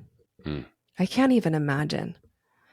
And because it's unimaginable, I will look. Because it's unimaginable, I have to allow myself to go there so I can, exactly what you said, see. But I just want to witness you in that I didn't allow myself to look before I knew you. I didn't allow myself to go there. I didn't want to go there. I've always had the idea that it starts in the home. So I will educate my children. Absolutely. They will know. We will not go to Starbucks. We will not do this and this, right? Yeah. Absolutely. But for me to have to see It's a piece. Absolutely. And I just want to tell you publicly, you didn't know I was going to do this, but thank you. Genuinely, thank you. Because what you see as a duty, what you see as who you are just embodied, I see as brave, as a piece of me that I didn't even know I needed to wake up to. And what a gift, because now I'm able to deepen who I am, what I offer, deepen into my union with my spouse, and be more brave with this stupid thing, with this powerful tool than I have ever been. And I will say also how cool it is that I found that bravery and found you through Shanti, who is also such a huge illuminator for me. And her and I, we met each other in such a pivotal point where we got to see each other for that and rise together to really be held accountable to what we are offering, what we are sharing. So I just wanted to take a minute to say thank you for that, genuinely. With your words and your bravery, am I also brave in trusting my integrity, trusting what I'm sharing, trusting the truth that I feel is revealed, even when it looks crazy to everybody else. Because that's when you find it. That's when you understand, is when you question and when you take a risk. This is what I believe. Oh, is it actually not? Okay. But you can't ever see what's not illuminated. You can't see it until you question it, until you lift it. Yeah. And we continue to inspire each other.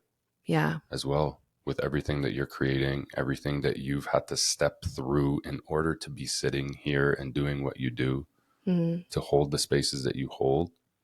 I understand in my own capacity to understand what you've had to clear out and the courage it's taken and the cliffs you've jumped off in order to be what you are right now and what you embody. And so I think that's the beauty of meeting along the path. Yeah. It's like, oh my God, you're walking here too?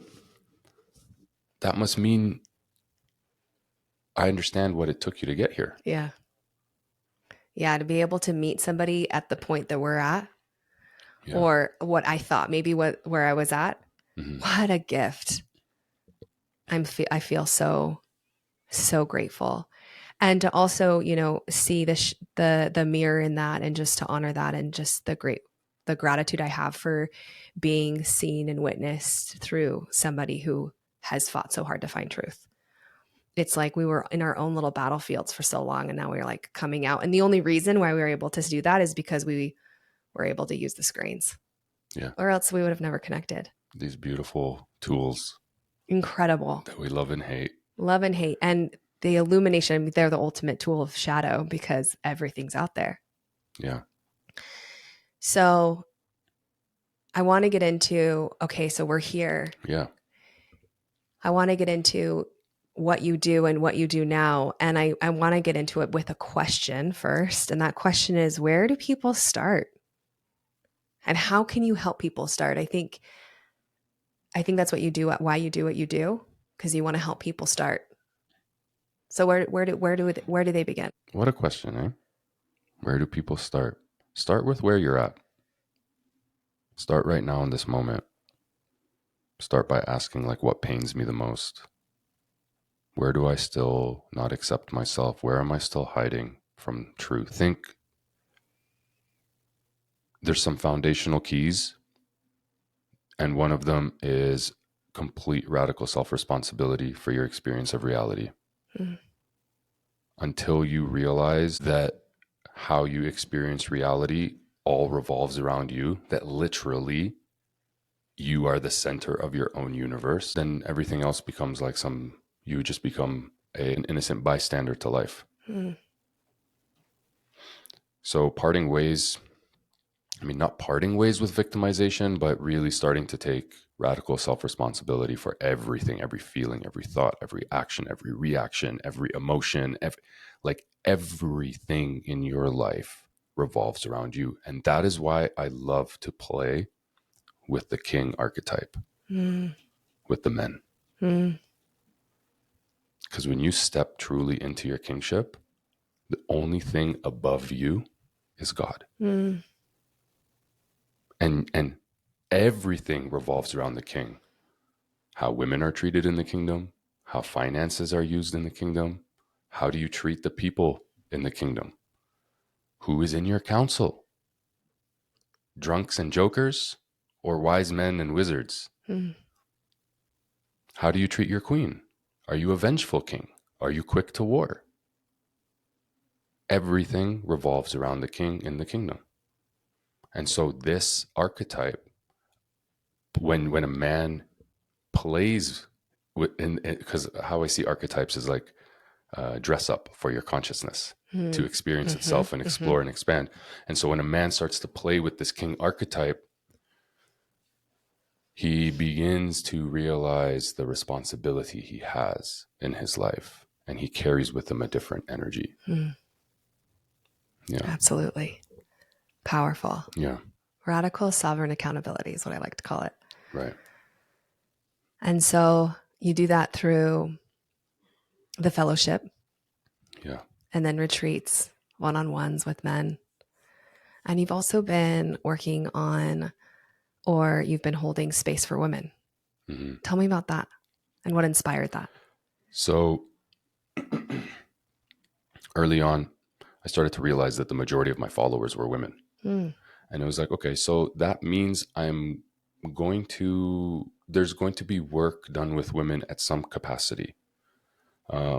But it must really come from center and come from like a strong knowing of this is what wants to be offered to your sisters through you, not just because your followers are women, Yeah. because that's not it's from soul. Mm-hmm. That's from your mind, Mm-hmm. looking at a screen and looking at Mm-hmm. numbers. And so I kind of like just let it go and created space for what wanted to be to come. And I continued working with the men in my men's group and in my retreats and stuff. And a year and a half ago, a project came through to hold a master class for the sisters called Awaken Your Inner King. Mm-hmm.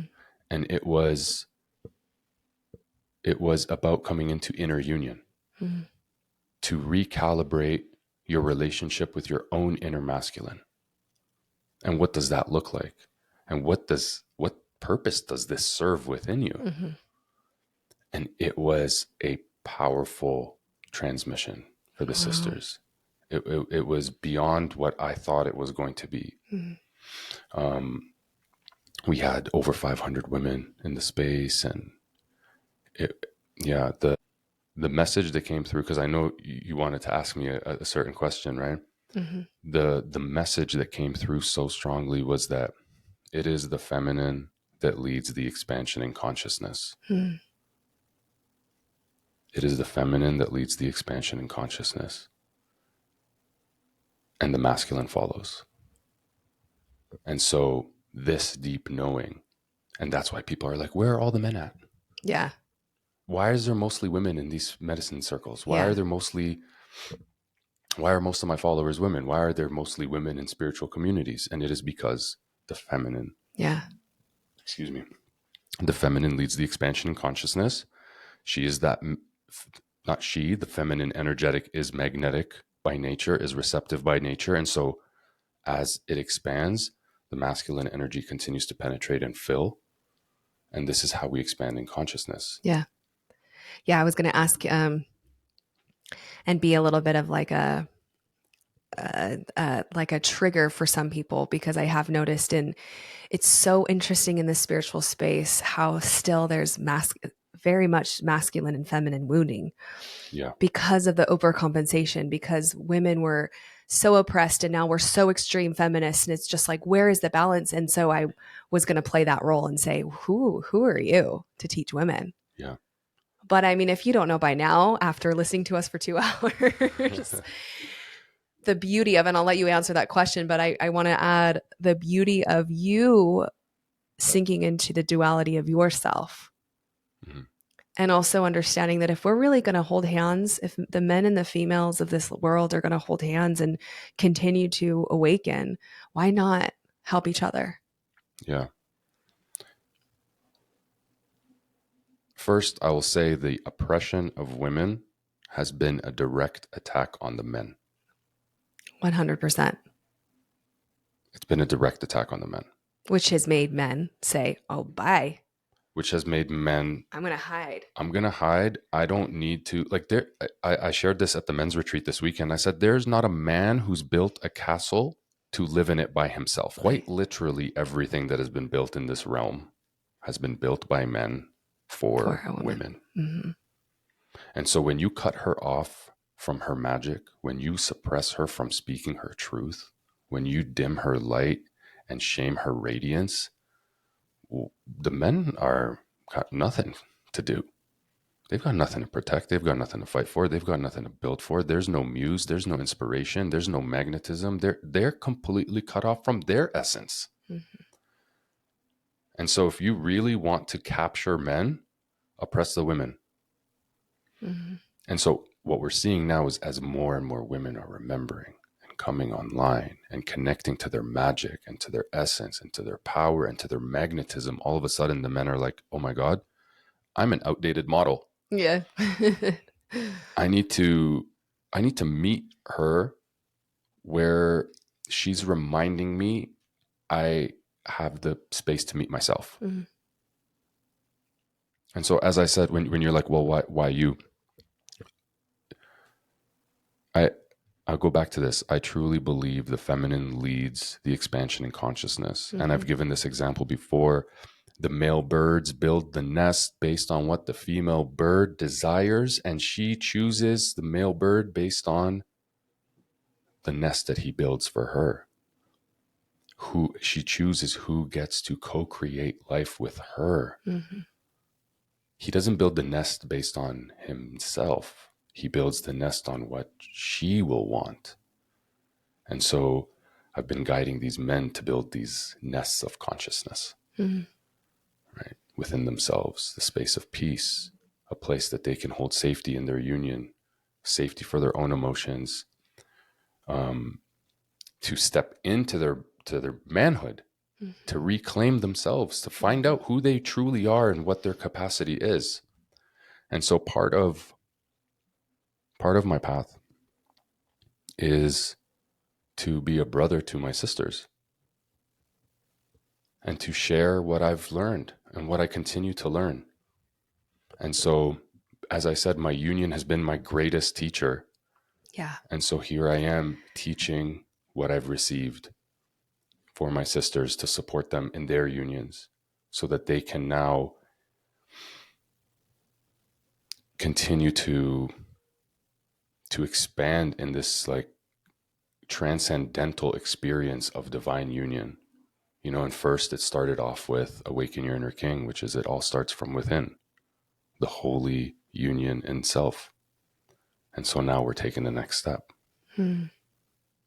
With, where is it at? Tell me when, where. Okay. So Awaken Your Inner King was essentially part 1 a year and a half ago, right? All about inner union. The next step is receiving the Warrior King. And so as these men are coming online, there is a space for that receptivity. Beautiful. And so receiving the Warrior King, which is going to be held on February the 18th, is essentially the part 2. Amazing. First, it was the inner dance, and now it's the external dance. And what I'm really excited about doing is taking the sisters into a journey into the masculine psyche. Beautiful. This is where the men have been. Yeah. This is how their operating system is. This is how they're viewing the world. Like, I've worked with hundreds of men. This is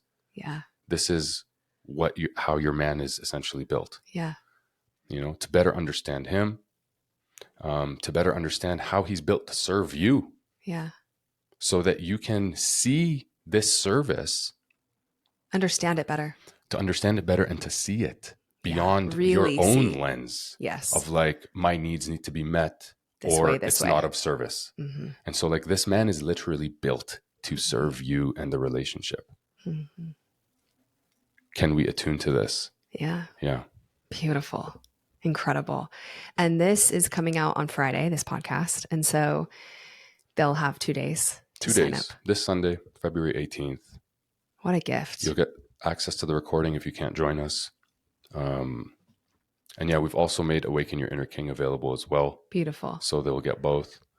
And it's like a 3-hour masterclass too. It's going to be like about a 2.5 hour, 3 hour class. Okay. We're going to do a Q&A at the end. Amazing. And yeah, I'm really excited to drop in with the sisters because it's always so potent. Like, I don't often work with women. My primary focus is the men and bringing these men and bringing the Warrior King template, like restoring that back in the grid. And so, it's been a year and a half since I've been able to drop in like this, and it's perfect. I have to say, I'm really excited. I saw when you first did your first masterclass with women, I was really excited then, and I am now, for the opportunity of women to get to know you and to learn from you, because I don't know if you even remember this, but the first time I actually physically met you was in Costa Rica, and you had just come for a second because I was there for Shanti's roundtable and you were staying off site, but you came, and I will never forget the presence you gave to the women that were there. Well, there's a couple stories, but the first time I met, you just gave such a respect, and you were inquisitive. You were asking questions, you listened. And it was really powerful because I felt a camaraderie that I don't know if I had felt very often with a man that I respect or see. And of course, it's all perfect as the mirror of who I was then and what I was calling in and the different people that I surrounded myself with. But it was so beautiful to feel that. And then you were also holding space while we were in the Thomas Gall. And there's a reverence and a respect that I feel from you, that I'm actually really grateful that we had this opportunity to step on this podcast and talk, because I have thousands and thousands of women in this community now.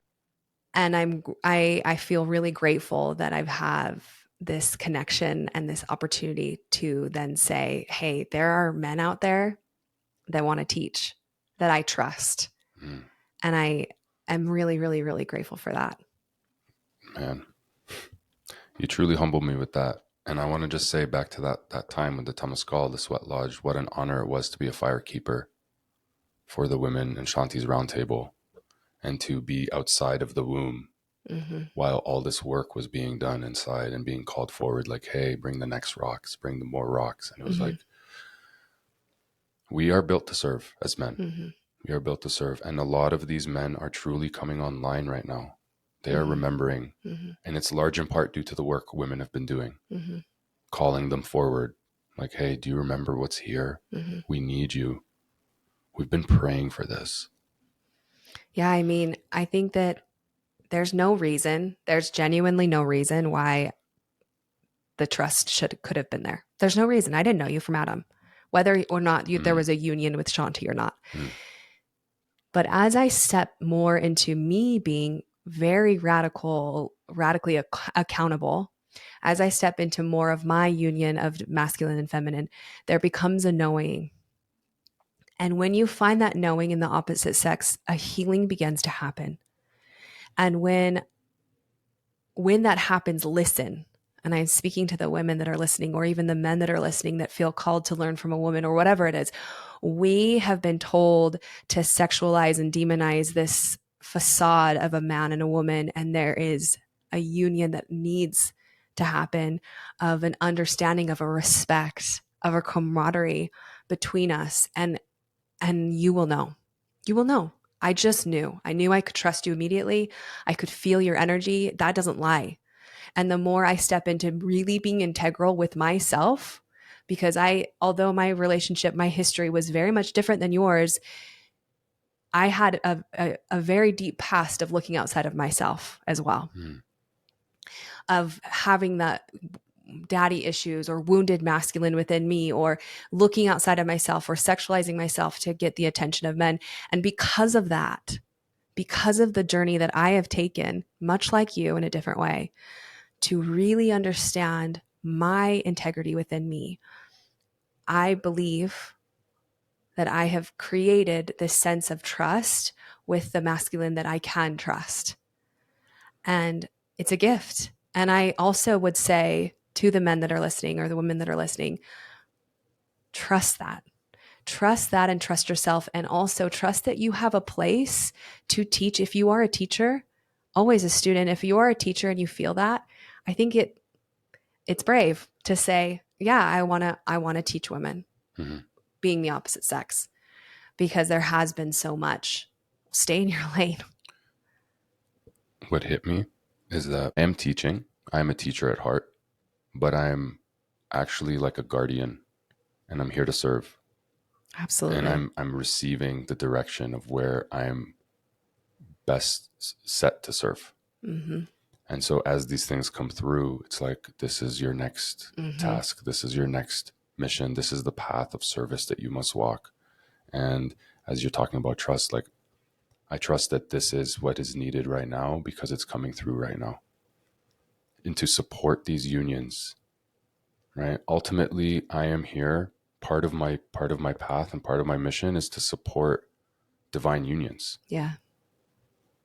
because they've been Yeah. under attack and destabilized by everything that you mentioned earlier. Mm-hmm. You know, the porn, the feminism, the substances, the hookup culture, the distractions, the infiltrations. Like, it's divine union is the most powerful force in existence because it is the seed of creation.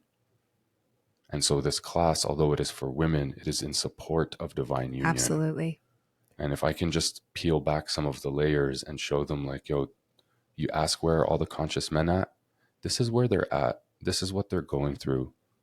This is how they think, how they feel, how they operate, what drives them, how you can communicate to them to get the most out of them, not in a manipulative way, but from a place of understanding, Mm-hmm. of symbiosis. And like, Mm-hmm. it's all in support, Mm-hmm. of unions and love and growth and consciousness. And when that's under attack the most, Yeah.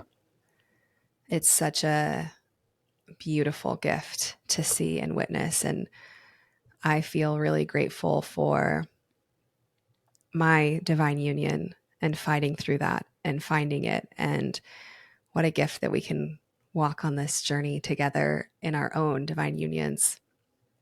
And, a lot of times I love that you said, I'm just a messenger. We're just instruments. Mm-hmm. We're just instruments and guides. And a lot of the time when I'm creating something or launching something or sharing something, I might not understand it and it might feel terrifying, but that's piece of the medicine, right? That's a piece of the medicine. You being like, well, people might not receive this well, but it's important for me to continue to do this. Yes. And where the distinction comes in is when it's an offering and not something to extract from people. Mm-hmm. And I think maybe, and I don't mean to speak for you, but you can confirm this, maybe what you felt when we met in Costa Rica is that, like, I was not looking for anything Mm-hmm. from you. Mm-hmm. Yeah, that's the key. But you have to be open for that to even be felt in the first place. Yeah. So many of the opposite sex are closed. Right. How? No way. It's the patriarchy. It's the masculine. It's the men that did this. And what happens when we do that? We close ourselves off from even the idea that I could be in a beautiful friendship from you and you wouldn't need anything, or vice versa. Right.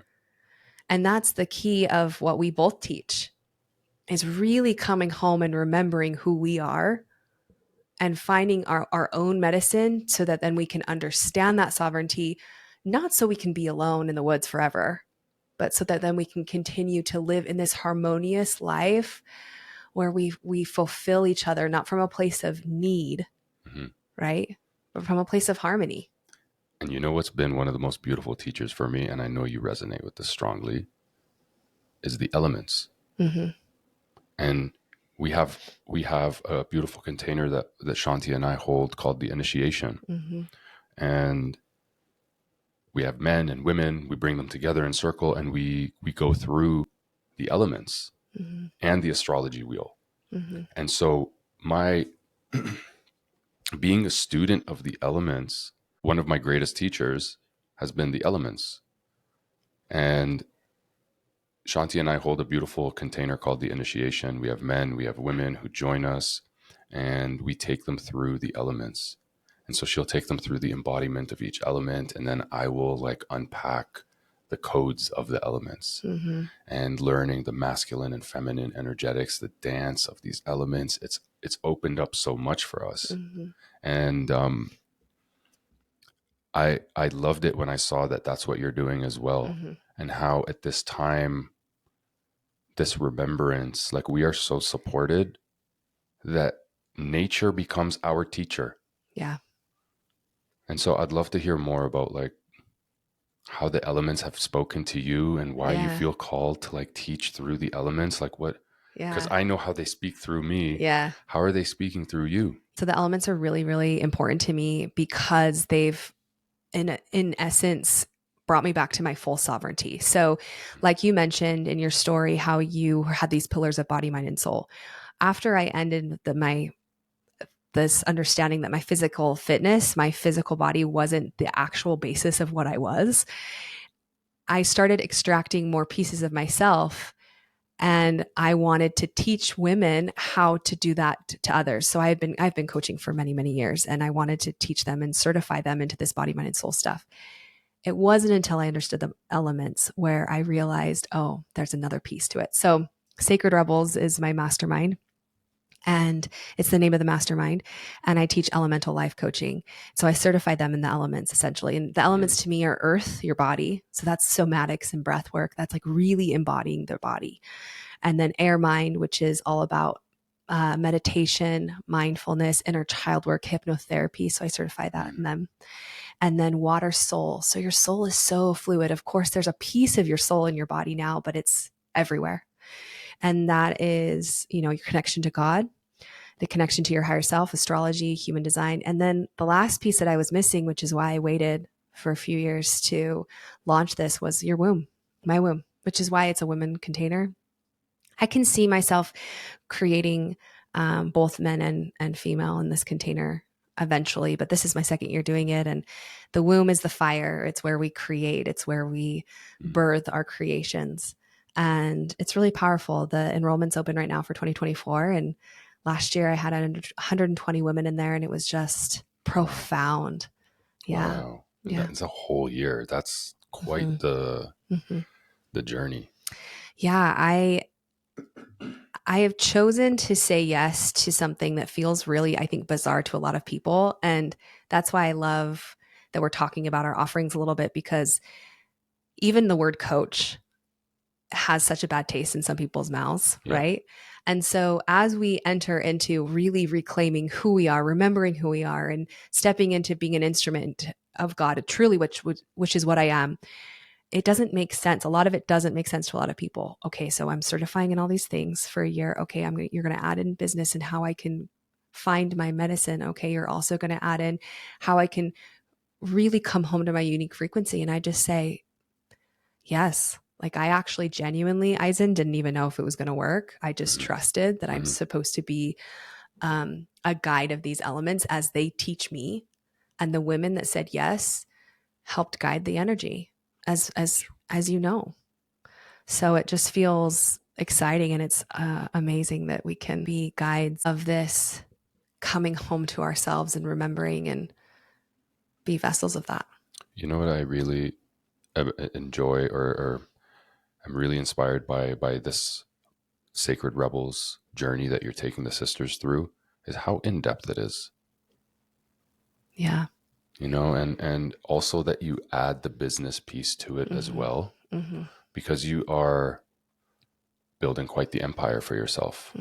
Like you have these codes that aren't just about, and it's interesting too, because of the way you connected with the air and the fire, and I didn't hear you necessarily saying masculine and feminine. And so the way they're expressing through you feels very unique to me because of an understanding of how they're expressing through me.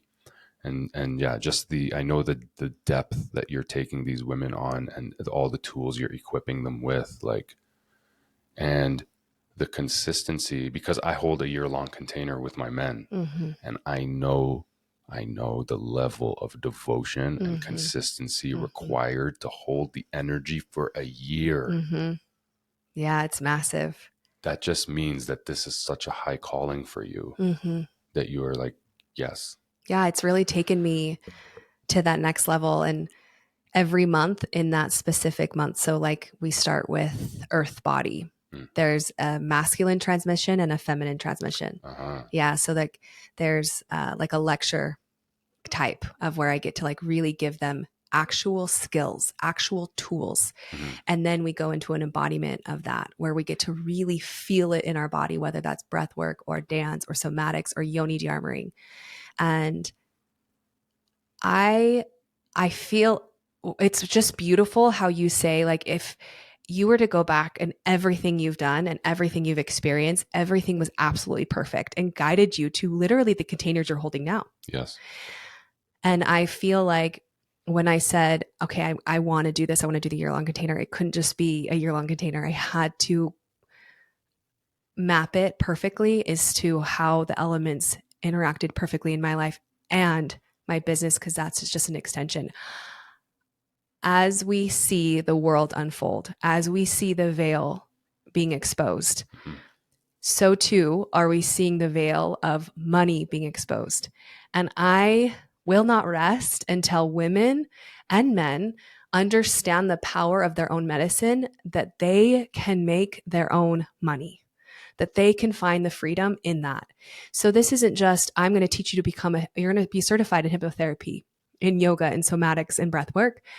I want to give you a foundation so that you can use these devices that we've been given to teach your medicine in such a integral way that you're also helping others and people find those frequencies. You are in your own unique frequency, Isen. You have this frequency that is exuding from you, and then it is attracting people to you because they are curious, they are desperate, they are wanting to find their own frequency. And I love that I can create a container where I can sleep well at night knowing that it's not even me. It's my stories that have weaved. It's my work. It's my dedication. But it's God working through me through these elements to help them understand that. And it was a huge year last year. Every single month I was creating a new course inside Sacred Rebels, because essentially what that is, that's what it is. And now this year I get to just add in a Q&A and add in, a little bit more teaching. But I'm just so, it goes to show that if you're really dedicated to the path and get out of your own way and trust, amazing creations can come through. What was your favorite part of it all? Like, if you had to pinpoint like one thing that... Oh my gosh, the community was really amazing. I noticed at the beginning, so we have a whole Telegram community, right, of these women. And I noticed at the beginning, I shifted so much. You just never know. This goes to show for like Medicina too. You came to Medicina, and both of those, Medicina and Sacred Rebels, were easily the hardest, most terrifying callings I've ever been called to offer.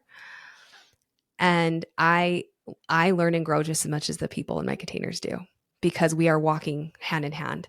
And it is so rad to see the difference between the women then at the beginning to the women now, and how they're answering the questions and how they're stepping up and how they're being seen on Instagram or in their emails. Like, they are finding their medicine. And it's not even because of what I did. Of course, I created the space for them to find it and I created the form, but it's because they showed up every single month to remember.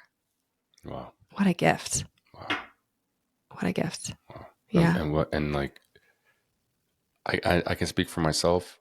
These containers change me at such a deep level that it's just so beautiful to be able to offer from my being, from everything I've collected, from everything you've collected, to be able to like offer this to our communities.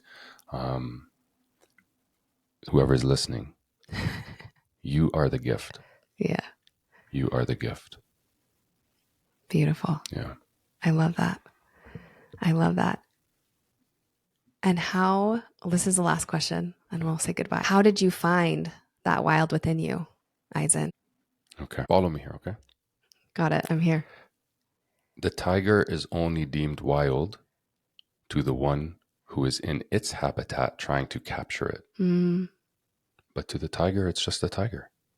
And so for me, reclaiming my wild was to reclaim my ability to choose love. Beautiful. Where before it's just been choosing fear from an unconscious place. And so reconnecting to the sovereign essence that is not actually wild. It's just aligned. Just is. What is. Yeah. Yeah. Gorgeous. Just being a tiger. Just be that tiger. Being a tiger. Be that tiger in your habitat. Love. Yeah. I love you so much. Thank you so much for being here. Please, if you feel called, say yes to learning from Isen. On Sunday, we'll give the link. His Instagram is Isen. Do you want to just spell it out? Yeah. Eyes, EYES _in IN _. So eyes _in _. Beautiful. Yeah. And they can find you there. Yeah. Beautiful.